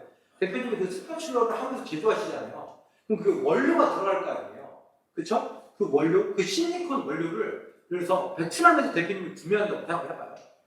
알리바바에서 대표님이 베트남 실리콘 원료를 취급하는 곳을 베트남 찾았어. 그리고 주문을 넣는데 최소 주문량이 10,000불이에요. 한 1,300만 원 정도 되는 거죠. 10,000불이에요, 10,000불. 가보지도 않았어. 자, 10,000불, 1,300만 원. 꽂으실 수 있어요, 없어요? 안 꽂죠? 똑같아요. 여러분들이 알리바바에 올린다고 해가지고 바이어들이 그거를 바로 사주지 않습니다. 왜냐? 이거는 대량이기 때문에. 그리고 금액이 크기 때문에. 아마존이나 이베이는 그 플랫폼을 믿고 그냥 구매를 하거든요. 근데 말씀드렸듯이 알리바바는 개입을 하지 않아요. 그래서 바이어의 신뢰를 받는 게 중요합니다. 이것도 뭐예요? 단기간 내에 받아요. 그래서 거래 기간을 줄이는 거예요. 이런 것들을 저희가 좀 잘해요. 단기간 내에 바이어의 신뢰를 받는 거. 그리고 뭐예요? 알리바바 상위 노출시키는 거. 아까 말씀드렸듯이 블랙박스를, 검은색 박스를 만약 여러분들이 만드신다. 64만 개 제품 중에서 1페이지 상단에 꽂히면은 바이어들 문의가 많이 오겠죠. 그럼 그 상단에 꽂히게 해야 되는 건데, 모든 검색 기반의 사이트들은 자신들만의 로직이라는 게 있습니다. 알고리즘이 있어요. 네이버 스마트스토어, 쿠팡, 아마존, 이베이 다 거기다가 예를 들어서 대표님 스파츌라라고 검색을 해요. 그러면 상위에 1페이지에 나오는 제품들 있잖아요. 대표님께 저기 한 50페이지에 있어. 그걸 누가 찾아보냐? 핵심은 뭐예요? 1페이지에 나오게 하는 건데, B2B이기 때문에 아마존, 이베이, 네이버 스마트스토어, 쿠팡하고 로직이 다르단 말이에요. 그 상위 노출을 시키는 거를 저희가 좀 제가 단연간의 연구를 많이 해가지고 이거를 저희가 좀 잘하는 거예요. 그리고 여러분이 하셔야 될 건 뭐냐면 이거. 제품에 대한 전문 지식이 있어요. 이게 전문성. 왜냐? 대량 주문이기 때문에 여러분들이 아마존, 이베이, 스마트스토어, 쿠팡에 물건 파실 때 있잖아요. 여기 화장품 아까 하신다고 그랬는데 여러분들이 아마존에 화장품을 여러분 파시잖아요. 그럼 화장품에 대한 지식이 하나도 없어도 돼요. 1도 없어도 돼요. 그냥 구매하면 보내주면 땡이에요. 근데 여기는 대량. 아까 전처럼 인플루언서 바이어가 이 화장품하고 똑같이 만들어줘 라고 말을 해요. 그쵸? 근데 그거를 제조사를 그 제조사하고 똑같이 찾는다고 하더라도 그 제조사에서 거기 아까 인셀덤 크림 있잖아요. 인셀덤에서 이게 이미 거기에 굉장히 발주를 했는데 화장품은 제조 판매원이 있잖아요. 제조업체가 있잖아요. 거기 컨택을 했어요. 근데 인셀덤에 계약이 있기 때문에 똑같은 레시피로 만들어줄 수는 없대요. 좀 다르게 해야 된다는 거예요. 자, 그러면 뭐예요? 그 다르게 되는 부분을 바이오한테 납득을 시키고 설명을 해줘야 될 거 아니에요. 바이오가 발라보는데 이거 다른데 인셀덤이라고? 그럴 텐데. 그런 거에 대해서 기본적인 부분이 있어야 돼요. 아마 저는 화장품 지식이 몰라도 돼요. 근데 이게 필요하다는 거죠. 그리고 약간 국제 문화, 에티켓 같은 거 좀 알아야 되죠. 뭐 할랄 인증이라든지 국가 그런 부분, 그런 데이터 분석 이런 것들이 필요한 거죠. 자, 이게 뭐냐면은 알리바바 통해서 연결된 프랑스 바이오입니다. 프랑스 바이오가 저한테 이 과자를 보내줍니다. 프랑스 과자 먹으라고. 이 프랑스 과자를 이거를 왜 보내주냐면은 자, 이렇게 프랑스 과자하고 저는 태어나서 바이오한테 처음 받아봤어요. 명품, 이거 구찌, 넥타이예요. 이걸 보내주는 거예요. 시계야. 이거 편지와 같이. 이 편지 보이시나요? 친애하는 이중엽 대표님께 안녕하세요, 황혜영이라고 합니다. 이 사람은 프랑스 사람이에요. 근데 한국 이름을 자기가 지은 거예요.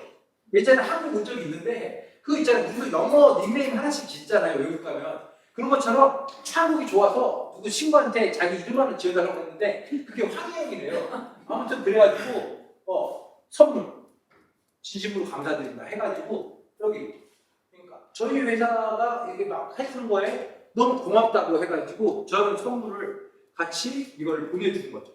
이 프랑스 회사예요. 이 사람도 인플루언서. 이 시계에다가 제 이름까지 새겨있어요. 네? 감동 아닌가요? 이거? 알리바바로 연결되는 바이오예요. 이거 아까 말씀드렸듯이 캄보디아 인플루언서. 이 사람 남편, 이 사람 친구들이에요. 같이 겨울에 온 거예요. 작년 12월 달에 한국에. 왜냐? 캄보디아는 눈이 안 내리니까 눈 보고 싶다고 같이 온 거예요, 친구들하고. 네. 그래가지고 아까 보여줬지? 공장 보여주고 공장에서 이렇게 같이 미팅하고 이거는 같이 왔을 때고 그 후에 아까 전에 공장에서 찍은 거는 그때는 2명만 왔어요. 자기 남편하고는 같이 안 오고 이거는 같이 왔었을 때 제가 그래서 남이섬에 내려간 거예요. 여기 남이섬이에요. 네, 눈 많으니까. 네. 아주 그냥 추운 거를 그냥 꽁꽁 경험해봐라. 왜냐면 캄보디아 눈이 안 오니까. 그렇게 해가지고 뭐 이렇게 해서 남대문 동대문도 보여주고 뭐 이제 이렇게 네 그런 거 한 거죠. 이거는 이거 아세요? 캐리커처. 네. 캐리커처 같이 그려가지고 이거 어디지? 인사동에 그 쌈짓길 있죠. 거기 1층에 보면 캐리커처 그려주는 거 있거든요. 거기서 이제 같이 캐리커처 그리고 남산에 가고. 네. 그래가지고 이거 보세요. 2022년 12월 27일 딱 크리스마스를 하면서 보내려고 해가지고 네. 제 영어 이름이 바이오거든요. 그래가지고 네. 이렇게 이제 이 바이오가 이렇게 해서 편지를 보내주는 거야. 알리바바가 지금 그렇게 트래픽이 많아요. 그러니까 바이오들이 제가 지금 이름 보고 네? 뭐 그냥 일주일에도 이렇게 몇 번 미팅이 있을 정도로 국가별로 지금 알리바바에 많이 들어온 바이오가 뭐냐면 캐나다, 그리고 미국, 멕시코, 영국, 러시아. 그러니까 우크라이나 바이오는 많이 없어졌거든요. 저는 원래 우크라이나도 거래했는데 우크라이나 바이오는 지금 연락이 안 돼요. 근데 러시아는 이상하게 우리가 늘어나는 거예요. 러시아는 그래도 일이나 이게 되나 봐요. 파키스탄 바이오 많이 늘었어요. 파키스탄 바이오도 많이 늘어났어요. 그리고 인도, 필리핀, 호주. 대표적으로 지금 알리바바에서 늘어난 바이오 국가입니다. 국가들이고 그다음에 이제 이게 한국 제품 아까 막 중국 거는 싸다 이런 거 말씀하시는데 바이어들이 한국 제품을 그래도 찾는 게 있어요. 중국계 저가가 있어도 그 대표적인 게 바로 이겁니다. 카테고리 제일 많은 게 뭐예요? 뷰티 퍼스널 케어 제가 지급하는 화장품 그리고 헬스 메디컬 그리고 음식 이거 뭐예요? 한국 외국 사람들이 먹방 있잖아요. 막 라면이나 막 이렇게 김 이런 거 좋아하고 그다음에 이제 홍삼 관련된 제품 이런 거 많이 좋아하고 패션으로 자동차 부품 뭐 이런 것들 순으로 이제 한국 제품을 좀 선호하는 그런 카테고리입니다. 네. 근데 이 알리바바가 아까 말씀드렸듯이 장단점이 있다고. 무조건 저게 아니라 알리바바의 장점은 일단은 아까 말씀드렸듯이 소자본으로 물론 이게 이건 어디나 온라인 다 소자본으로 되죠. 근데 문제 뭐냐면 전 세계로 수출 가능해요. 아까 보여드렸죠. 그 바이어들 막 제가 늘어나는 거 알리바바 통해서 옛날처럼 그렇게 제가 이제 출장을 안 가도 돼요. 바이어들이 한국 너무 오고 싶어요 지금. 그러니까 바이어들이 오는 거예요. 그냥. 그리고 제가 제일 중요한 게 뭐냐면 주도권. 주도권이 아마존이나 쿠팡, 스마트스토어가 아니라 제가 주도권을 가져갈 수 있다는 거. 이 사업을 할 때 저는 이게 여러분들이 사업을 할 때 방향성을 정할 때 이게 되게 중요한 부분이라고 생각합니다. 저는 프랜차이즈 사업이 나쁘다고 생각하지 않아요. 근데 뭐냐면 주도권이 누구한테 있냐. 어떤 프랜차이즈들은 가맹점한테 힘을 많이 실어주는 프랜차이즈들이 있어요. 근데 어떤 프랜차이즈들은 너무 봉사가 우중적이고 완전 봉사가 갑질이에요. 막 이런 거. 최근에도 뭐 뉴스 기사 나오죠. 저는 그런 프랜차이즈들은 좀 안 좋다고 생각해요. 그러니까 주도권을 누가 갖느냐.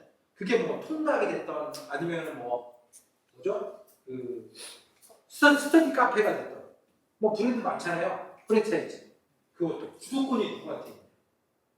그게 이제 알리바바는 플랫폼이 주도권을 갖는 게 아니라 이 고객이 주도권을 갖는 게 아니라 제가 주도권을 가져요. 왜냐? 성분도 먼저 받잖아요. 그러니까 먼저 성분 뽑아줘. 그리고 생산 시작할 거야. 뽑아주고 나서 제가 컨트롤을 하는 거고 이 바이어가 한 번 저랑 거래를 하잖아요. 그러면은 제가 진짜 말도 안 되게 정말 쓰레기 같은 물건만 안 보내면은 몇 년 동안 무조건 저랑 거래를 합니다. 그리고 이거 타겟팅을 할 수 있다. 아까 보여드린 거 소싱 알리바바닷컴 있잖아요. 거기에서 뭐예요? 제가 취급하는 물품을 관심 있어 할 만한 바이어들한테만 공략을 할 수 있는 거. 이게 너무 좋은 거예요. 그냥 전시회 가서 굿즈점 가서 홍보하는 게 아니라 딱 타겟팅을 하는 거죠. 이게 이제 알리바바의 가장 큰 장점이에요. 근데 여러분들이 아셔야 될 게 뭐냐면 알리바바도 단점이 있어요. 모든 사이트들. 뭐냐면 이거. 시간이 오래 걸려요. 아까 말씀드렸듯이 바이어들이 쉽게 여러분들 안 믿는다니까요. 그 신뢰를 쌓아야 된다. 단기간에. 이게 중요해요. 왜냐? 큰 돈이 들어오니까. 그리고 글로벌 무역 리스크. 이건 막 갑자기 그 나라에서 쿠데타가 일어난다든지 뭐 이런 것 때문에 그런 리스크가 있고 아까 말씀드렸듯이 전문성이 있어요. 그래야지 신뢰를 얻어요. 전문성이 있어요. 그리고 약간 기본적인 영어 소통 능력은 좀 필요하죠. 근데 요즘에는 워낙 번역기가 너무 잘 돼 있어가지고 그리고 뭐예요? 이 무역 거래기 때문에 약간 그런 돈 받고 수출 신고하고 이런 거래 과정이 좀 복잡하다는 거 이게 이제 단점이죠. 그래서 이런 단점을 보고 여러분들이 이렇게 생각하는 게 있어요. 나는 영향이 안 됩니다. 저는 영어를 못해요. 무역을 몰라요. 뭐 이런 무역도 모르고 영어도 못하고 시간도 없고 국내 판매도 너무 바빠요. 국내 판매도 못하는데 이거를 제가 할 수 있을까요? 뭐 이런 거 여러분들 이런 고민이 많으시죠. 아니면은 수출을 하고 싶어요. 하고 싶은데 인력이 없어요. 저는 지금 하는 일도 너무 바빠요. 그리고 예산도 없어요. 이런 그런 분들 의지는 있지만 그래서 비파이 CNT 비파이 CNT 저희가 이제 이걸 도와드리려고 오늘 세미나를 이제 연 거예요.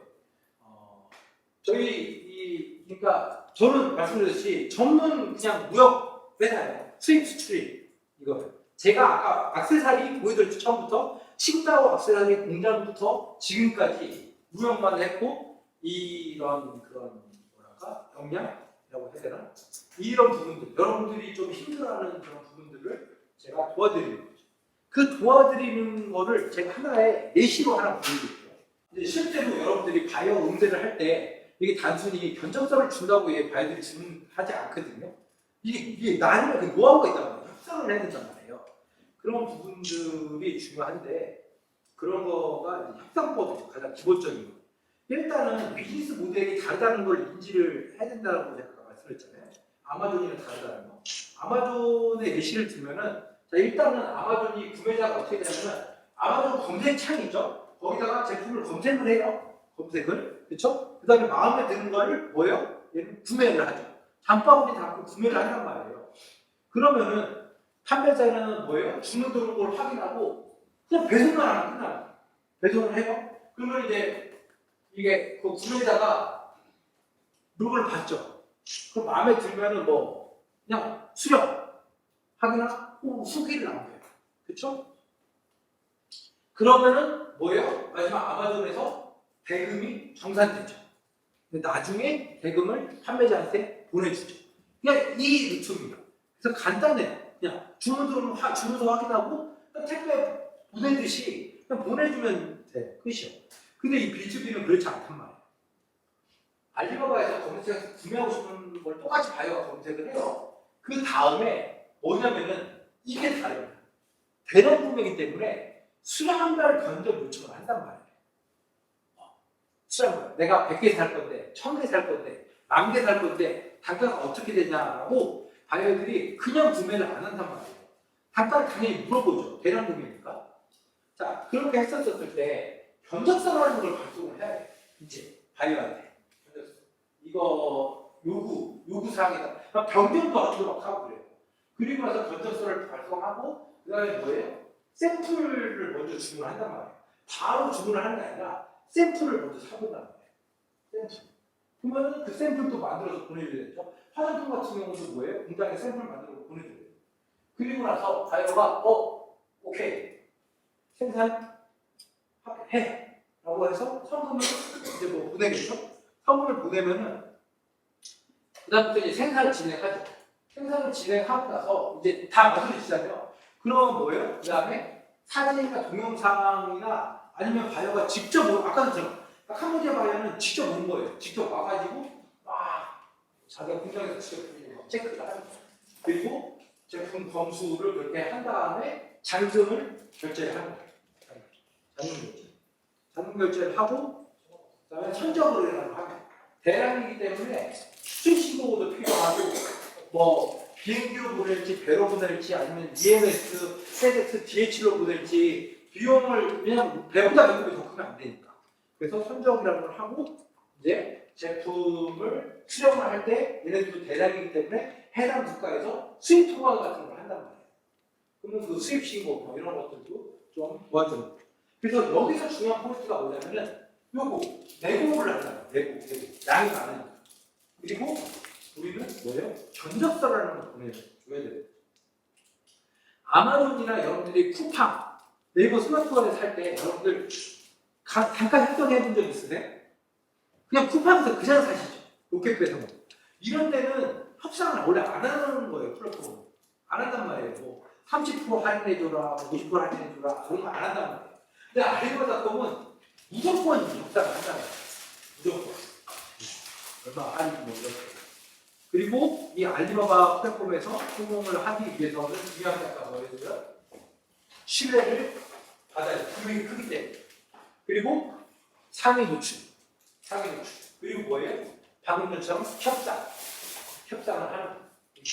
그래서 이 신뢰라고 협상하는 거 이거를 제가 이제 어떤 교육을 시키는지 간략하게 먼저 빨리 한번 보여드릴게요. 자, 실제 알리바바에서 대화 나눈 예시를 제가 보여드리겠습니다. 자, 제가 알리바바에 바디모션을 올려놨단 말이에요. 바디모션을 올려놨는데 바이어가 물어봤어요. 여기 보시면은 프라이빗 로고 바디모션 만들 수 있냐? 라고 바이어가 물어봤어요. 이게 뭐예요? 그러니까 내가 OEM 하고 싶다라고 이제 이렇게 물어본 거죠. 자, 그럼 제가 회사 소개 같은 걸 쭉 해요. 회사 소개를 쭉 하고 이렇게 대화를 나누는데 여기에 이제 뭐냐면 먼저 필요한 게 와치앱이라는 게 필요합니다. 스카이프 또는 와치앱. 이게 뭐냐면은 카카오톡 같은 거예요. 외국은 카톡을 안 쓰죠. 중국은 뭘 써요? 위챗. 네. 그리고 저 일본은 뭘 써요? 라인을 쓰죠. 그런 것처럼 외국의 바이어들은 와치앱이라는 걸 많이 쓴단 말이에요. 그걸로 이제 대화를 나누는 거죠. 여기서도 뭐예요? 바이어가 너 와치앱 있냐? 라고 이제 이렇게 물어보는 거예요. 여기 와치앱 있냐? 이렇게 물어보고 자기 번호 말해준 다음에 그 와치앱으로 대화를 나누는 거죠. 알리바바에서 문의를 한다. 그 그래서 마체부로 이제 넘어온 거죠. 여기에서 바이어가 사진을 보세요. 나 이런 브랜드 만들려고 하는데 할 수 있냐라고 이제 얘기를 하죠. 여기서 이제 키포인트가 있어요. 브랜드 제작할 때 이 협상법을 간략하게 제가 설명드릴게요. 뭐냐면은 MOQ라는 게 존재를 한단 말이에요. 대량 생산량. 예를 들어서 그 스파츌라 누군가가 바이어가 자기 로고를 박아가지고 스파츌라를 주문한다고 했었을 때 공장의 MOQ 최소 주문 수량이 몇 개인가요? 1000개 정도? 지금 말씀하셨죠? 이렇게 브랜드를 박으려면은 공장별로 MOQ라는 게 있단 말이에요. 근데 바디로션 MOQ 여러분들 화장품 마시는 거 있습니다. 화장품 MOQ가 몇 개예요? 바디로션 이렇게 비트로 하려면 10,000개는 해야죠. 10,000개? 이렇게. 지금 10,000개 말씀하셨죠. 근데 지금 보면 실질적으로 공장에서는 있잖아요. 바디로션은 MOQ가 몇 개냐면 물론 이제 콜마 같은 데는 10,000개 막 이렇게 해야 돼요. 근데 일반적으로 좀 작은 규모의 화장품 매장은 3,000개에서 5,000개 정도가 MOQ. 3,000개에서 5,000개. 근데 이제 제가 스킬을 말씀드리는 건 뭐냐면은 본래 MOQ보다 낮게 제한을 하는 거예요. 이거 할 때. 이게 뭐냐면은 제가 보여드리냐면은 여기다 뭐라고 되냐 보이시나요? MOQ 얼마? 1,000개. 원래는 3,000개인데 그렇죠? 1,000개라고 낮게 제한을 하는 거예요. 왜 그런지 아세요? 협상에서 바로 제가 우위에 점령을 해요. 이 바이어가 알리바바에서 저만 컨택을 했을까요? 한 10군데는 컨택을 했을 거예요. 최소 못해도 5군데는 컨택을 했을 거예요. 야, 프라이빗 로고 바디로션 만들 수 있어? 이렇게. 근데 다른 데는 뭐예요? 다 MOQ를 3,000개, 5,000개 말할 거란 말이죠. 근데 뭐예요? 제가 1,000개를 제시해요. 그럼 이제 바이어가 놀라겠죠?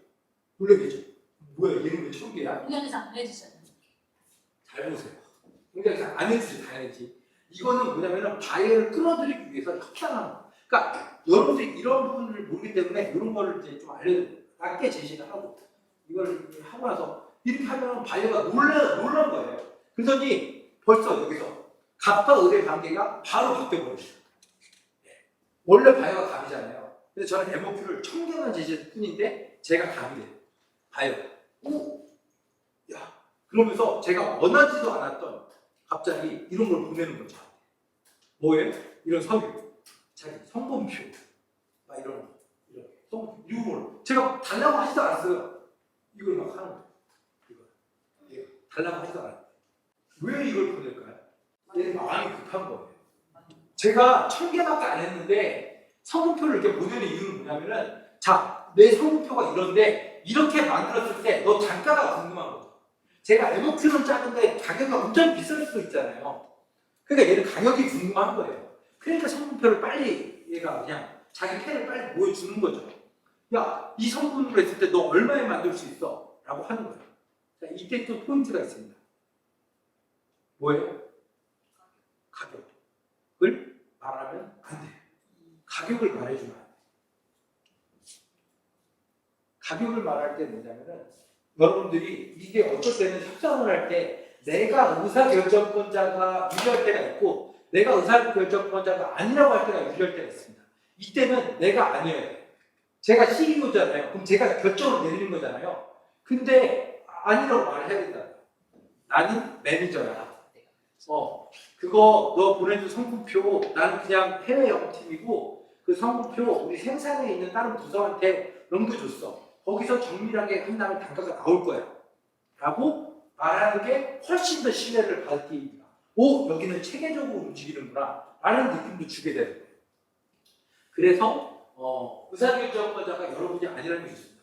여기서 그냥 가격을 말할 수 있어요. 말할 수 있는데 바로 흥정이 들어와 버리거든요. 그러면 이게 좋지 않아요. 그래서 그런 부분 이렇게 해가지고 쭉 얘기를 하죠. 그 다음에 뭐예요? 그렇게 해서 시간을 버는 거예요. 시간을 벌면서 정보를 입수하는 거예요.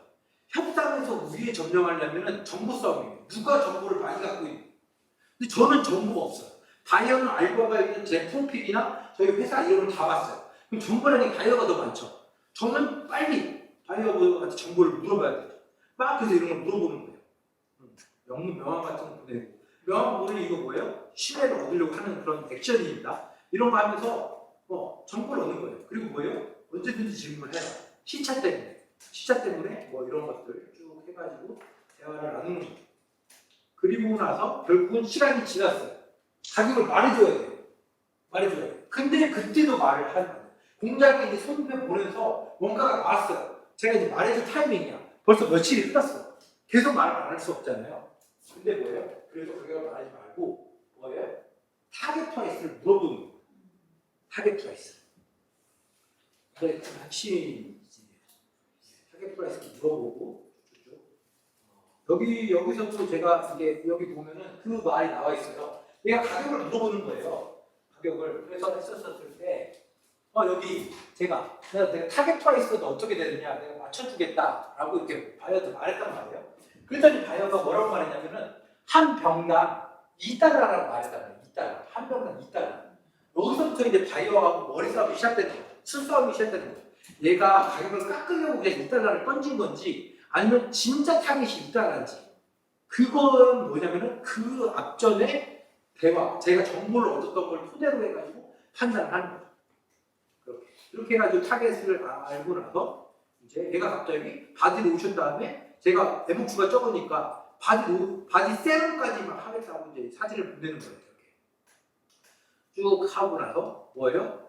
가격을 타겟 프라이스를 맞춰줍니다. 이게 맞춰줄 수 있으면 맞춰줘요. 어떻게 맞춰주냐면은 조건적으로. 2달러잖아요. 그쵸? 조건적으로. 제가 보낸 거 한번 보여줄까요? 자, 2달러 나 맞춰줄 수 있다. 근데 그 조건이 뭐예요? 매달 너가 30만 개 주문을 했을 때. 그리고 뭐예요? from China. 중국에서. 우리는 중국 지사도 있다. 중국에서도 화장품 제조 공장이 있다. 근데 매달 30만 개를 중국에서 생산하면은 2달러에 맞춰줄 수 있다. 이 30만 개 중국 2달러가 어디서 나올까요? 그 아까 대화 정보에서 나왔어요. 제가 물어봤거든요. 너 한국에서 생산한 적 있냐? 그 전에 어디서 생산했냐? 한국은 처음이래요. 그럼 그 전에 어디서 생산했냐? 중국이래요. 중국에서 몇 개씩 생산했냐? 매달 30만 개씩 주문을 했었대요. 그러니까 이 바이어가 그냥 이거는 뭐 가짜로 말하는 수도 있어요. 저한테 우위에 점령하려고 자기 빅바인 것처럼 보이려고 30만 개를 그냥 지른 걸 수도 있어요. 하지만 저는 그거를 이용하는 거죠. 너가 30만 개를 말했으니까. 그래서 그렇게 하면 2달러에 내가 맞춰줄 수 있다. 하지만 한국에서 생산한다면 나는 2.2달러. 대신에 2.2달러인데 자 여기 보세요. 이거 막 갑자기 이제 사진을 이렇게 보내고 하는 거죠. 이게 뭐냐면은 2.2달러 단가가 맞는 거예요. 왜냐면 저는 이제 화장품을 원가를 아니까 이제 이렇게 하는 거죠. 그래서 얘가 딱 이제 사진을 막 보내는 거예요. 이 맛은 뭐냐면 단가 자체가 좋다는 거예요. 그렇게 해서 쭉쭉쭉. 근데 아까 말씀드렸죠. 1000개 절대 생산 안 됩니다. 절대 생산이 안 돼요. 왜냐면 그 공장이 뭐예요? 수량과 가격은 나중에 올리는 거예요. 나중에. 그냥 맞춰주면서 여기다 보시면은 뭐예요? 제가 1000개는 아예 얘기도 안 꺼내요. 너가 3000개 보이시죠? 3000개를 주문하면은 일부러 저는 양을 그러니까 가격 높입니다. 뭐예요? 2.8달러. 저는 왜 5000개 주문을 받으려고? 내가 공장에 주문하는 게 5000개가 편하니까 2.8달러를 일부러 이걸 높인 거예요. 그리고 5000개를 주문하면은 2.2달러에 해주세요. 1000개는 말도 안 하는 거예요. 왜냐? 이 포인트 정도 감을 알거든요. 이 정도 타깃이 2달러고 한국에 생산하는 게 내가 2.2달러? 근데 5000개. 이 정도면 그냥 그 사이의 정보를 통해 가지고 바이어의 스타일이나 이런 걸 확인을 하는 거죠. 오케이, 얘는 2.2달러는 할 거야. 그리고 3,000개 할지도 모르니까 3,000개를 혹시나 하면은 비싸게 받으려고 2.8달러를 높이 불러버리는 거죠. 그렇게 하고 나서 뭐예요? 샘플 보내라고 하니까 영상을 보내는 거예요. 영상. 샘플 보내기 전에 이제 바이어가 마음이 급한 거예요. 바디로션을 만들려고 했는데 이 정도의 점성, 이 정도의 점도로 된 바디로션을 만들어줘야 된다. 라고 하면서 영상을 이제 저한테 이제 보내주는 거죠. 이게 끼울렸을 때 이렇게 떨어지는 이 정도, 그러니까 정도에 따라서 이게 이제 바디로션도 똑같이 얼마나 그 뭐라고 해야 되지? 막 그냥 쭉쭉쭉 줄줄줄 흐르는 게 있고 완전히 꾸덕꾸덕한 것도 있고 그렇잖아요. 약간 그런 거죠. 그렇게 해가지고 쭉 놔두고 아까 말씀드렸듯이 견적 승자 보내드리거든요. 이 프로포머 인보이스라는 게 이제 계약서를 대신하는 겁니다.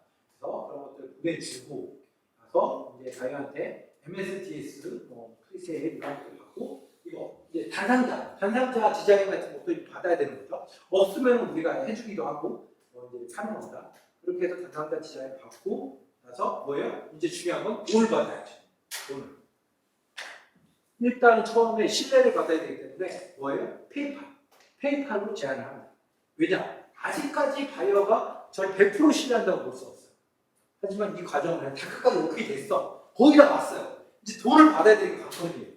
여기서 뭐냐면 페이팔을 안 하는 이유가 뭐냐면 페이팔이 강력한 에스크로 기능을 제공을 하거든요. 그래서 바이어 위주의 정책을 합니다. 그래서 페이팔로 하면 바이어가 안심을 해요. 그리고 바이어에게는 수수료도 안 들어요. 그래서 페이팔로 결제하라고 하고 안심을 시키는 거죠. 근데 이제 문제는 뭐냐면 돈 받아야 되니까 이제 또 친절하게 언제든지 질문에 시차에 관계없이 말하는 거죠. 그렇게 하고 나서 중간에 또 안심시켜주려고 신뢰받으려고 명함 또 보내고 카탈로그 보내고 막 이러는 거예요. 근데 중요한 건 말하는 거죠. 페이팔 수수료가 있단 말이에요. 수수료. 얼마나? 4.4%. 굉장히 많이 페이팔이 떼먹어요. 근데 바이어들이 이걸 모른단 말이에요. 그러니까 수수료.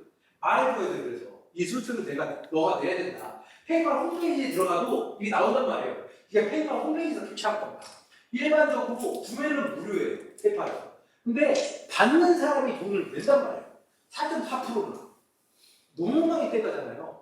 이걸 제가 세금으로 내면 말도 안 되는 거죠. 바이어한테 얘기해줘야 돼요. 페이팔이 안전하다. 하지만 수수료가 4.5% 들어가니까 4.5% 내야 돼. 라고 얘기를 하는 거죠.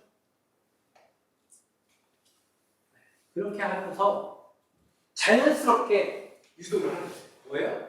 페이팔 피. 네가 은행에서 계좌이체를 하면은 이 수수료를 낼 필요가 없어. 은행은 뭐예요? 40달러만 내면 돼. 금액이 얼마예요? 5,000개에 2.2달러죠. 그럼 얼마예요? 11,000불이란 말이에요. 11,000불. 11,000불도 뭐예요? 결제금 무조건 성금 50% 30% 받지 않습니다. 100% 무조건. 왜냐? 칼자를 제가 쥐어야 되니까. 제가 다 맞춰줬잖아요. 그쵸? 단가도 맞춰줬죠. 수량도 맞춰준, 물론 맞춰준 건 아니지만 여태까지 바이어가 느끼기에는 제가 다 맞춰준 거예요. 그렇기 때문에 저는 당당하게 100% 성금을 요구를 합니다. 그렇게 해서 바이어가 은행, 송금 이렇게 해가지고 이제 이 송금 영수증을 보내요.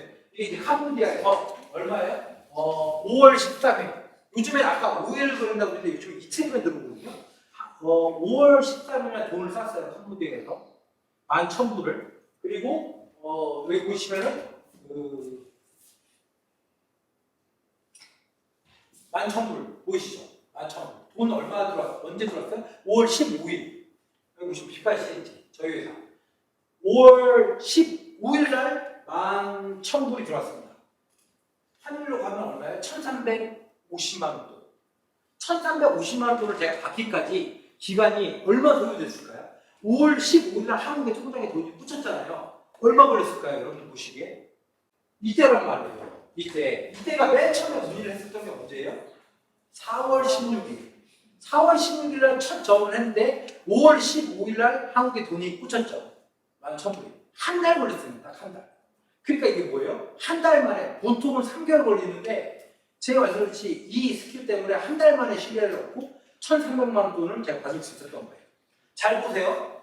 2020년 3년 전이죠. 2020년 4월 16일 날 첫 의뢰를 해가지고 돈을 제가 받았었던 게 쭉 이렇게 대화를 나눴죠.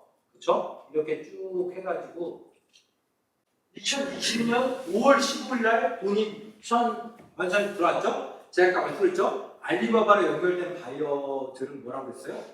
제가 진짜 쓰레기 같은 물건을 안 보내면은 몇 년은 무조건 간다고 했었죠. 2020년에 거래된 거잖아요. 예. 이 똑같은 바이어입니다. 그 후에 몇 년 계속 거래를 한 거예요. 지금 올해 해가지고 이 바디로션을 업그레이드 버전으로 이 만든 거. 자 보세요. 2023년 1월 17일 날 올해 된 거 이게 해가지고 주문한 들어가는 거 보여드릴게요. 이렇게 해가지고 이거 추가적으로 이 아까 바디로션 엘리션 똑같은 브랜드거든요. 근데 이 패키지나 이런 거를 지금 업그레이드 시켰어요. 이번에 업그레이드 시켜가지고 이때는 50% 성공. 2023년 2월 16일 이제 2월 16일 날 이때 18,000불 먼저 또 받은 거고, 그리고 난 다음에 또 해가지고 이거는 이제 한 번 선적을 했고 지금 공장에서 한 번 선적을 한 거고, 그 다음에 또 OEM에서 진행한 거 이거 얼마예요? 2023년 4월 19일 4월 19일 날 이 바이어가 또 18,000불 보냈고, 그리고 이번에 바디로션을 만개 재발주 해가지고 언제요? 며칠 전이요? 8월 4일 2023년 8월 4일 얼마예요? 18,000불. 바로 며칠 전이에요. 이 바이오예요.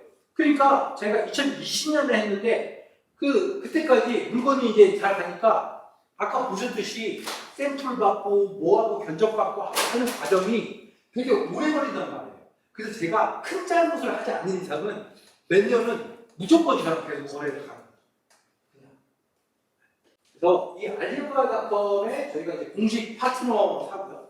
이 공식 파트너사가 저희가 왜 뜨냐면은 이 알리바바닷컴에서 매년 이커머스 마스터라는 대회를 하거든요.